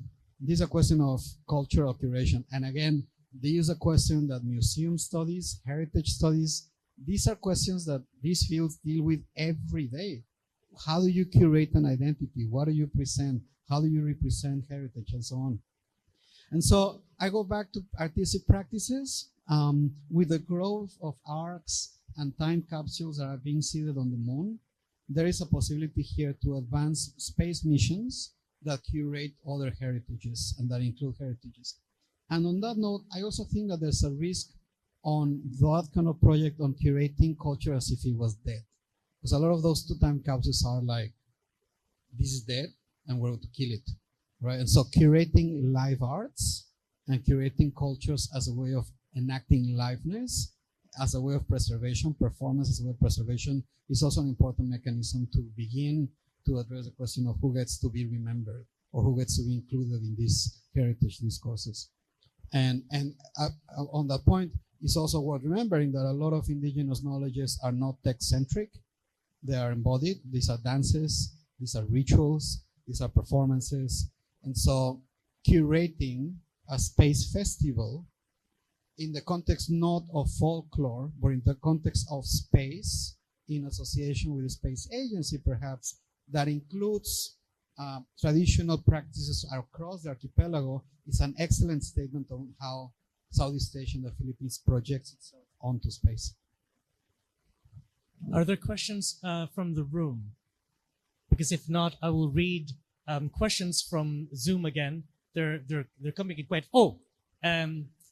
Sorry, I will take this one first and then you. So. Hello. Okay. Thank you so much for that presentation. I'm going to go slightly left field, but still within the corpus of what you're trying to say. So much of your discussion seems to center or argues for the utility or the engagement of Southeast Asian episteme and understanding the planetary. But I'm curious what happens in the reverse. Like, what can we learn or how can we engage with this ongoing project of like understanding the archipelago or Southeast Asia from the viewpoint of the planetary? And this is, of course, echoes like Arendt's concern, right? In terms of like, what do we gain and what do we lose when we move towards the space?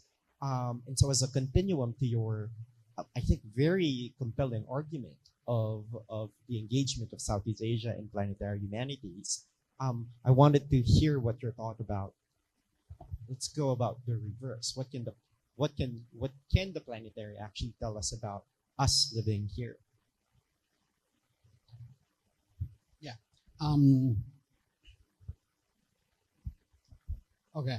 I want to attempt an answer to your question. And I emphasize attempt because I really like your question and I think that it deserves an entire session, right? Like the philosophical, ontological connections between the planet and the archipelago, we can go on for hours.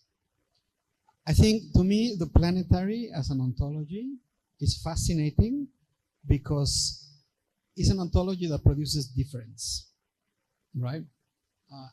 When you think of the planet as a socio-ecological unit, the moment that unit appears, it begins to differ. It begins differing, right? A planet produces life, as we know it.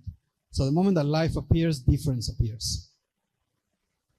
And so in that sense, there is a connection with how we imagine archipelagic cultures as something that gets grouped together in its difference, in its different positions in regards to one another, and in the sense that the continuity between identities is mediated by the discontinuity of the media through which we relate to one another. So to me, I will begin answering your question to that end. Now, planetary thought to me is also fascinating because to the extent that the planetary is an ontology that produces difference, in order for us to have a planetary conversation, we need to have as many planetary thinkers as possible on the table. We need to have Latin American voices, we need to have Black voices, we need to have North American voices, we need to have Southeast Asian voices, we need to have maritime voices, we need to, like, that's the nature of the planet, right? And so in terms of how archipelagos are governed, that's also an interesting question, right? Because the conundrum of the political archipelago is that you need to create a sort of identity that acknowledges difference, but at the same time assembles a nation state. And so there's also a mirroring there. So thinking on my feet, I think there is more about there is a mimetic connection between how the archipelago works as a socio-ecological unit and how the planet works as a socio-ecological unit. And then, of course, if you want to speculate on an eventual, possible, probable interplanetary society, then, you know, that connection just exacerbates, right? And I go back to what I said at the beginning. What the archipelago teaches us is that the continuity of identities, or the discontinuity of identities, getting mediated by the difference in media. In order for me to meet you, I need to go outside of the media that I live to be with you. And that seems to be, yeah, walking on my feet. But we can spend hours. I can spend hours talking about planet if you want. Thank you. Before I call you, I'll just read out one question from the Zoom, because I haven't done that yet. Then it's your turn. This is a short one. What does a space citizen mean to you? Yeah, that's a question that I think a lot about.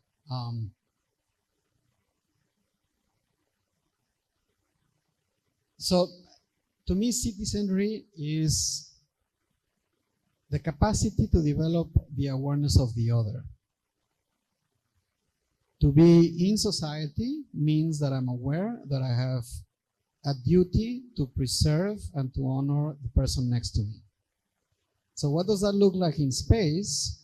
It means the duty, the responsibility that I have to account for the multiplicity of life that exists on this planet.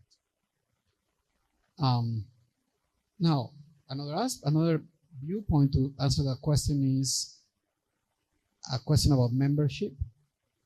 And so who gets to be counted as member of the space circle? Who gets to be seen as a space citizen? You know, obviously astronauts and engineers and decision makers. But this is the question, right? Like, if the citizen of a nation is not also a citizen of its space agency and of its space, then we have a problem. Because ideally, and this is my hope, that space citizenry should be continuous to national citizenry. And that should be continuous to societal citizenry and with citizenry in general, with being accountable, with being responsible, with having, a modicum of decorum, of respect towards the person next to you. Hello, good noon. I'm Hamdi from the Department of Computer Science here. This is a very good discussion. Thank you for this. It's quite rare in the Philippines. So we live in a planet called Earth, which has limited resources, etc., etc. And the growth of the human population, it's increasing. And the need for resources seems to not stop. So logically, we would need to go outside to space to extract more resources. So it's similar to what happened in Europe, that Europeans didn't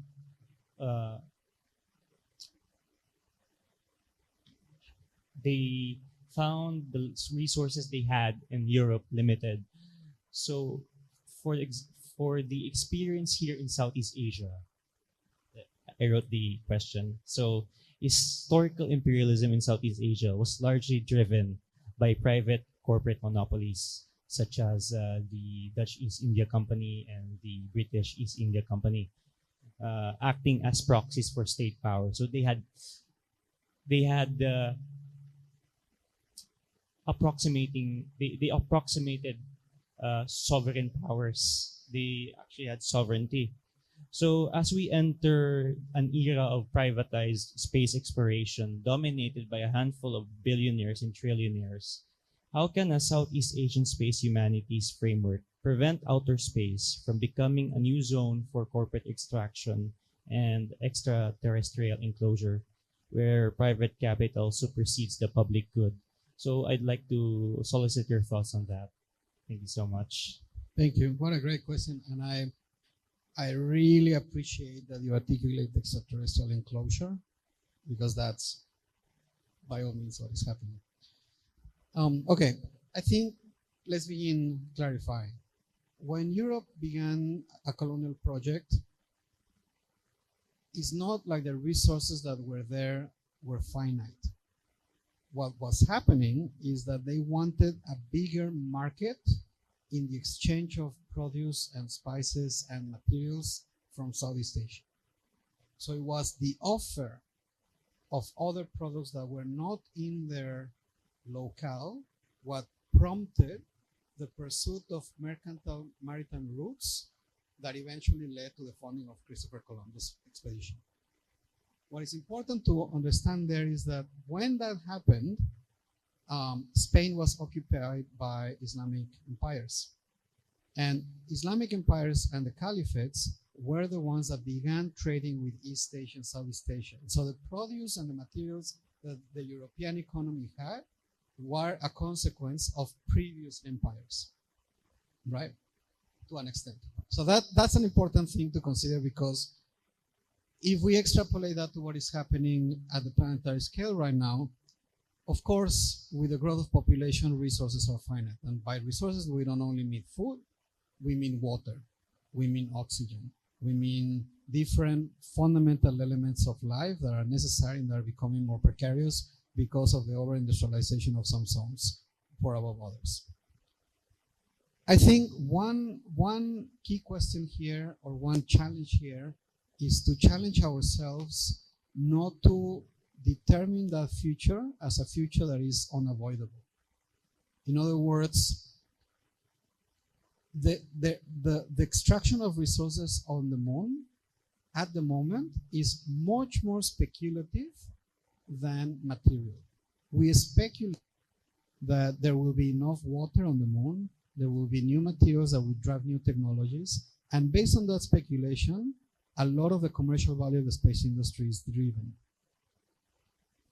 But what if we were to envision a space economy that looked at and this is perhaps where the discourse of terraforming can come in. What if space technology was also driven by the prospect of terraforming or re-terraforming Earth? Right? We envision terraforming as something that happens on the moon or on Mars, when actually climate change is forcing us to terraform Earth again. And so this is where the direction of space technology and epistemologies can be useful, right? And so, while on the one hand, I concur with your challenge, and I think that this is the logic that drives space exploration. We need more resources, right? There is space to challenge that, because that is presented as a fait accompli, and it may not necessarily be all that. Whereas, for sure, we are enough human beings and enough animals on this planet, enough life on this planet to consume the resources that we know we have. That shouldn't impede us from imagining futures in which those resources are redeveloped, rediscovered, or re-envisioned at the urban planning, at the educational level, at the food level, and so on and so forth. So the idea of terraforming here is super important. And indeed, climate scientists, the idea of terraforming appears, the concept of terraforming appears in science fiction in the 1940s, and is entirely a discourse about other planets. And yet, climate scientists right now are rediscovering terraforming precisely because it's like, oh, we have to rediscover what crops do we use. Oh, we need to redevelop this land. And so the question about the finitude of resources, I think, needs a bit more investigation. And the other narrative that is concurrent and parallel to that narrative is the idea that the only way in which the human species survives is by becoming interplanetary. Like that spiel is often repeated by space entrepreneurs. And what the second part of that spiel is that Sure, we will go extinct for sure because the sun will eat the planet in millions of years. We do have time to reimagine how we do not go extinct on this planet, right? New weather, with new climate, with new conditions. So in a way, I think my answer is to resist a bit falling into we need space because we're doomed. This doom is the logic that drives an accelerated and unchecked capital development. And then the second question about what was this question about? Yeah, it was about Southeast Asia. Okay. There is a few more questions on Zoom here. I'll ask them, and then I think we'll probably have room for at most one or two questions from the in-person audience. There are two questions from Zoom from Jimena, Rian, Jimeno, and Daniel Cunanan, which is basically how do we get involved in space humanities from the Philippines in the Southeast Asian context? And I suppose part of the answer will necessarily need to come from the people here in this room working in the Philippines. Institutionally, I think it's probably safe to say that the University of the Philippines is interested in this and will probably be continuing this discussion in one way or another. So institutionally, there's that. I know earlier that you had flashed that that course that you had invited everyone to participate in, the Cosmica course. So if anyone, by the way, is going to enroll in that course, please let us know. We'd just be curious to see what kind of interest there is in space humanities. And on that note, if you are watching this, if you're participating in this forum, and this is something of interest, drop us a line. By us, I mean anyone that you're in contact with, the people who sent you the invite, because we'd love to know what the appetite is outside of institutions and galleries and research labs, what the public interest is around getting involved in space humanities. But other than those, Felipe, is there anything that you might want to tell the Filipino audience? Yeah, I mean, civil society is super powerful if it organizes itself. And so reading groups, study groups, conversations, exhibitions, performances, classes, all of these things are forums where ideas can be developed, shared, identities can be articulated, programs can be generated. And so my invitation is, obviously at institutional level, my corner of UCLA is interested in collaborating with UP in the advancement of the space humanities in Southeast Asia. But also, anybody that is interested, just a reading group. That's an excellent place to start. And at the risk of plugging my own network of Space Scholars Art and Design, we do have members in the Philippines here. And if you're interested in attending one of our monthly webinars, which frequently involve art science collaborations and space art discussions, let me know as well. Are there any questions from the floor? Yes. And apologies for not introducing the two question askers earlier. That was Dr. Bono Olgado from the SLIS and ISC, and I forgot her name, the one who asked the question about space citizenship. But if you could introduce yourself and then state your question.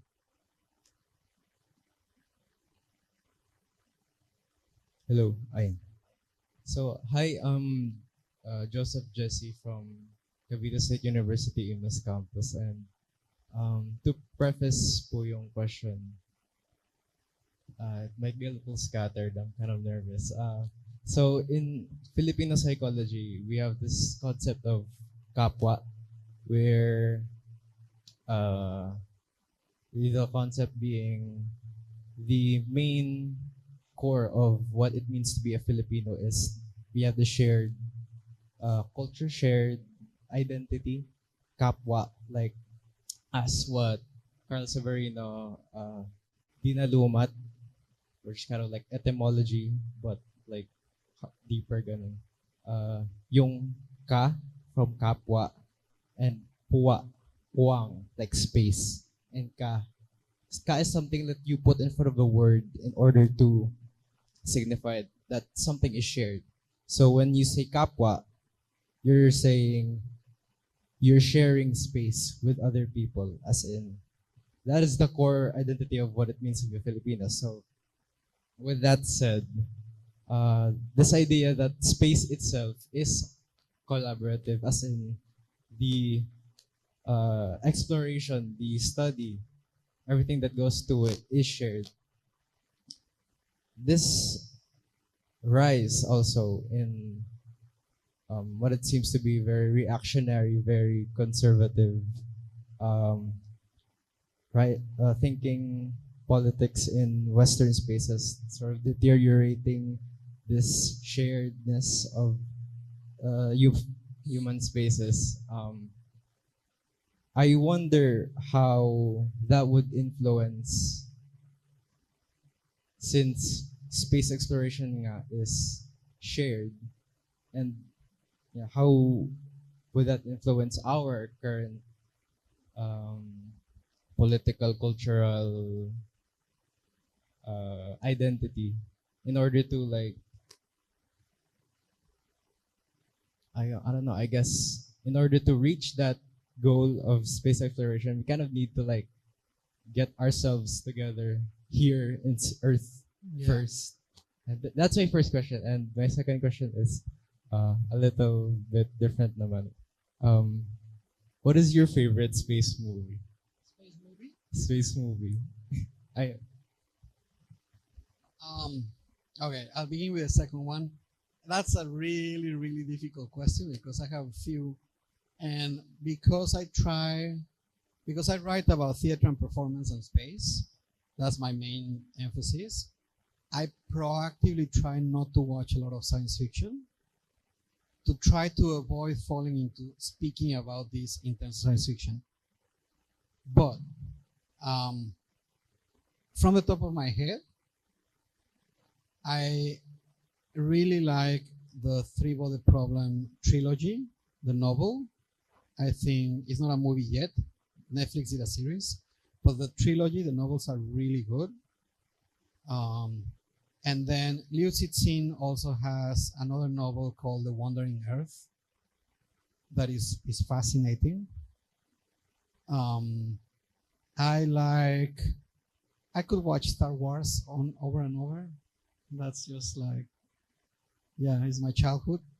I don't know, that's a really difficult question. I have a lot, I can just go on. But methodologically speaking, I also resist watching a lot of science fiction because part of my work is to convince others that this is not science fiction, right? Like when we speak of politics, like it happens all the time. Like I go to theater conferences and, you know, oh, what do you work? I work on space. Oh, science fiction. I'm like, no, like space policy. So I have an inner conflict with science fiction. I love it. I read it all the time, but I also try to like, okay, I should not watch that much. Your first question, I think, is fascinating. I think that you just hit something super important, and this is exactly what Southeast Asian epistemologists can bring to the table, right? So the fact that Kapwa is defined literally as shared space. What if we were to imagine outer space as public space? How do we imagine public space in the city, right? So public space in the city is a park, and everybody has access to the park. And we pay taxes so that the park has infrastructure that we all can enjoy, right? And so obviously for public space to be public, it needs to have frameworks of law, and it needs a certain degree of territorialization that can be problematic at the orbital scale. And yet, what if we were to imagine that way? And I want to speak very briefly about a theater production that is probably the most intense theatrical experience I've ever had. It's a production that happens once every 10 years. And it's the same show. It's not like, it's the same actors, the same set, the same costumes, but instead of having like a 5-day run, they have a 50-year run. They started in 1995 and they're going to end in 2045. And that to me is is an embodiment of Capua. It's a Slovenian company, and the agreement is this. The play itself is a very short story of a fictional Shakespeare falling in love with a fictional Elizabeth, the Queen. It's a 9-scene play. It's very, very brief. It happens every 10 years, and the agreement is that every time one of the performers dies, because it's 50 years, they will be substituted by tech, whatever tech means at that time. So 3 of them have already passed. The last time that was performed, 2 had passed, and they were substituted by drones. And in 2045, when all of them have passed, the idea is that they will be substituted by satellites. And these satellites will continue to say the lines of the performers, like emit the lines forever, right?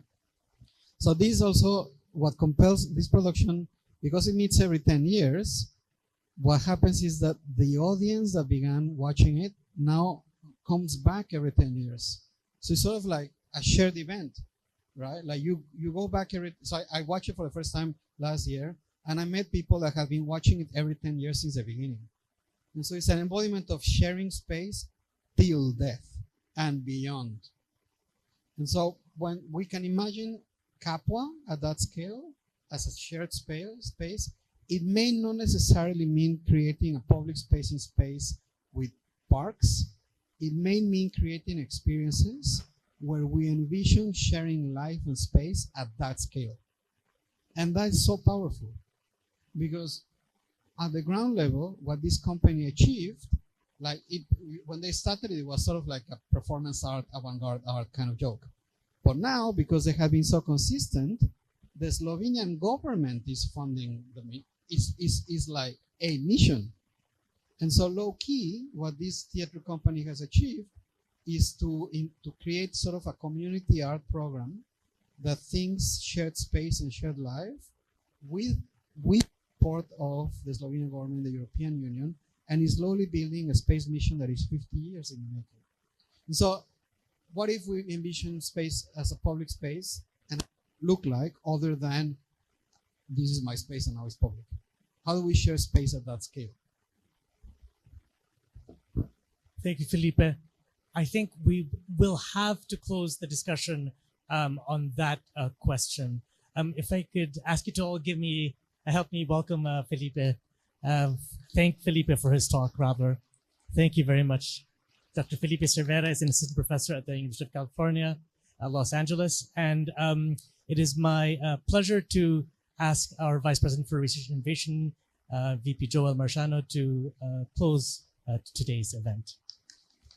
There you go. Thank you, Felipe. First question, maybe just wonder who from the Philippine Space Agency is here in the audience right now? Oh, Aya. And then I imagine your colleagues are online. Okay, they're online probably. Let's see. Okay, thank you, Felipe, for this really intriguing and inspiring talk. You must have heard about the situation of space in the Philippines and the progress that we're trying to make. And we're here in UP.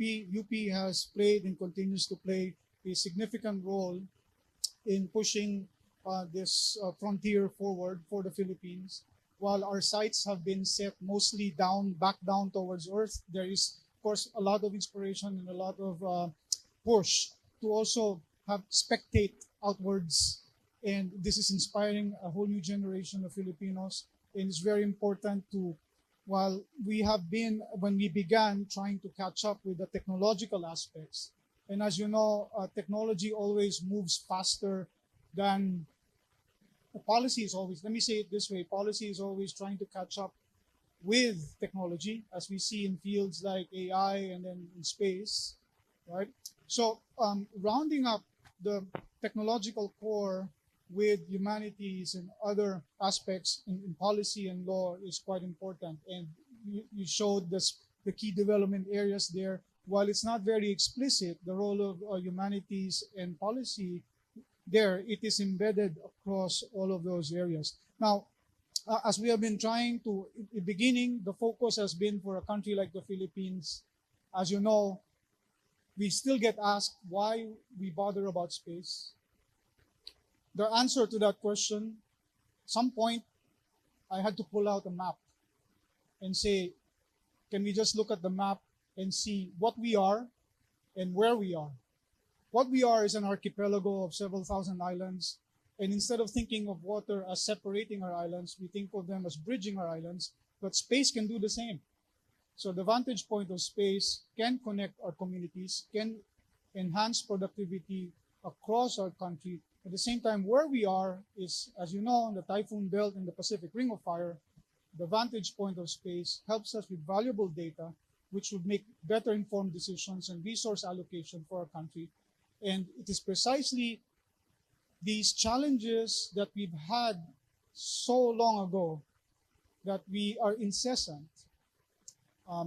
That's precisely the reason why we're investing in space. Because 20 years from now, we do not want that generation to look back at us and say, well, we're still here. They did not even try to start something back then. So the focus has obviously been on these implements. But, that is in a way to be on the table of nations who try to have collaboration in place. But as we went along, just share a quick story here for the benefit of everybody, just trying to also absorb what Felipe has mentioned. We have engaged, our country has made sure to engage in policy discussions. In the venues like the COPUS and the open-ended working group of the UN on reducing space threats, the Philippines published in that OEWG based in Geneva 3 papers. The first one is on reiterating the principle of due regard in space. And the second one was co-authored with Germany, and as well as the third one was about what we consider as irresponsible behavior in outer space. So speaking of multipolarity, this is a Philippines, we don't have a lot of space assets, not yet. How important space is to a country like the Philippines, but we do have a role in preserving that environment and sustaining it for future generations. And so here is perhaps some middle power saying that, well, we share a common future in space here, so we need to take care of it as an environment. So that's what the second paper is about, pointing out what is irresponsible. And the third paper was reinforcing what is responsible. It's about promoting responsible behaviors in outer space. That's more positive reinforcement. And on that note, I'd like to end because, that's a really old picture of mine. I don't know, like 20 years ago. Look, there's a different person you have there. But there you go. I wanted to share this. I don't know if Aya talked about it in our opening spiel, but we talk about the human side of technologies, and because we have to invariably think of young people, right? So this is a book, and I hope the Philsa folks will give you one before you leave. And for all of you here as well, ask them how you can get a copy, but it's certainly online. You can download it. You can flip through that. Tala this is a book that we launched, and it perhaps is the first book for children about space. What's so special about children's books about space? There are a lot. But this is the first one that talks to them about the United Nations Space Treaties. And I always tell the story about the most difficult part to try to explain to kids is the liability convention. Because you try to say, well, maybe, you try to prevent that messaging of don't do that because you might be liable, right? But the idea is about responsible and safe space faring. I think you can click through this, but who's controlling it? So it's a flip book. If you click on that, I think it will flip, right? Can you do that?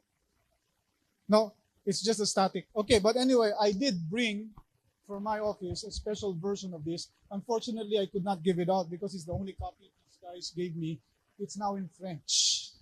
Okay? So the original book is in Filipino, Tala at ang kanyang lakbay kalawakan. We translated it in English because we can, and we brought it to the United Nations. There it is. And the UN liked it, UN-USA. They said, why don't we translate it to the 6 official United Nations languages? And so now, recently, my gay parents, the DG of PhilSA, went to Vienna and they launched the French version, Le Voyage Spatial d'État. So, right there. So, my message, I guess my ending message is this. We all have a responsibility as very young people here as well. I know you have siblings, maybe you have cousins, and the idea is this custodianship, the stewardship of space. We should not, we have companies that are already kind of ahead, taking advantage of that environment, but the future still lies in front of us. And the behavior, the change in behavior and change in the holistic mindset about space starts now with us young people. So whatever the space agency is doing in the Philippines, I was in front of an audience of alumni of a bit senior people talking about space, and the message is this. While it might not be relevant to you personally, you have kids, you have grandchildren. Let's think about them. And let's start bringing in the right ideas and creating awareness about responsible stewardship of space to young people. So all of us share that responsibility. And on that note, humanities, social sciences really play a tremendous role, a crucial role here. So make sure that we collaborate across fields. It's not just the engineers and scientists that have a say about the future of space, and certainly not just the businessmen, right? It's all of us. Okay, so that's my message. It belongs to all of us. Thank you. Thank you very much, Phoebe Joel. I'd like to thank all of you for attending this talk. It would be great to keep in touch, and hopefully we see something come out of this. I also wanted to thank the UPISC staff in particular and the UPOU cocktail staff for making this event happen. If I could ask you to all please stand up and wave. Thanks very much for making this happen. Before we close, we would like you to evaluate us. Please scan the QR form as part of our quality assurance process. Let us know how we did. Let us know what you would like to see in succeeding talks. We'll keep this link up, this QR code up for a few more seconds. And on that note, maraming salamat po. Please follow the UPISC on our website and our Facebook page.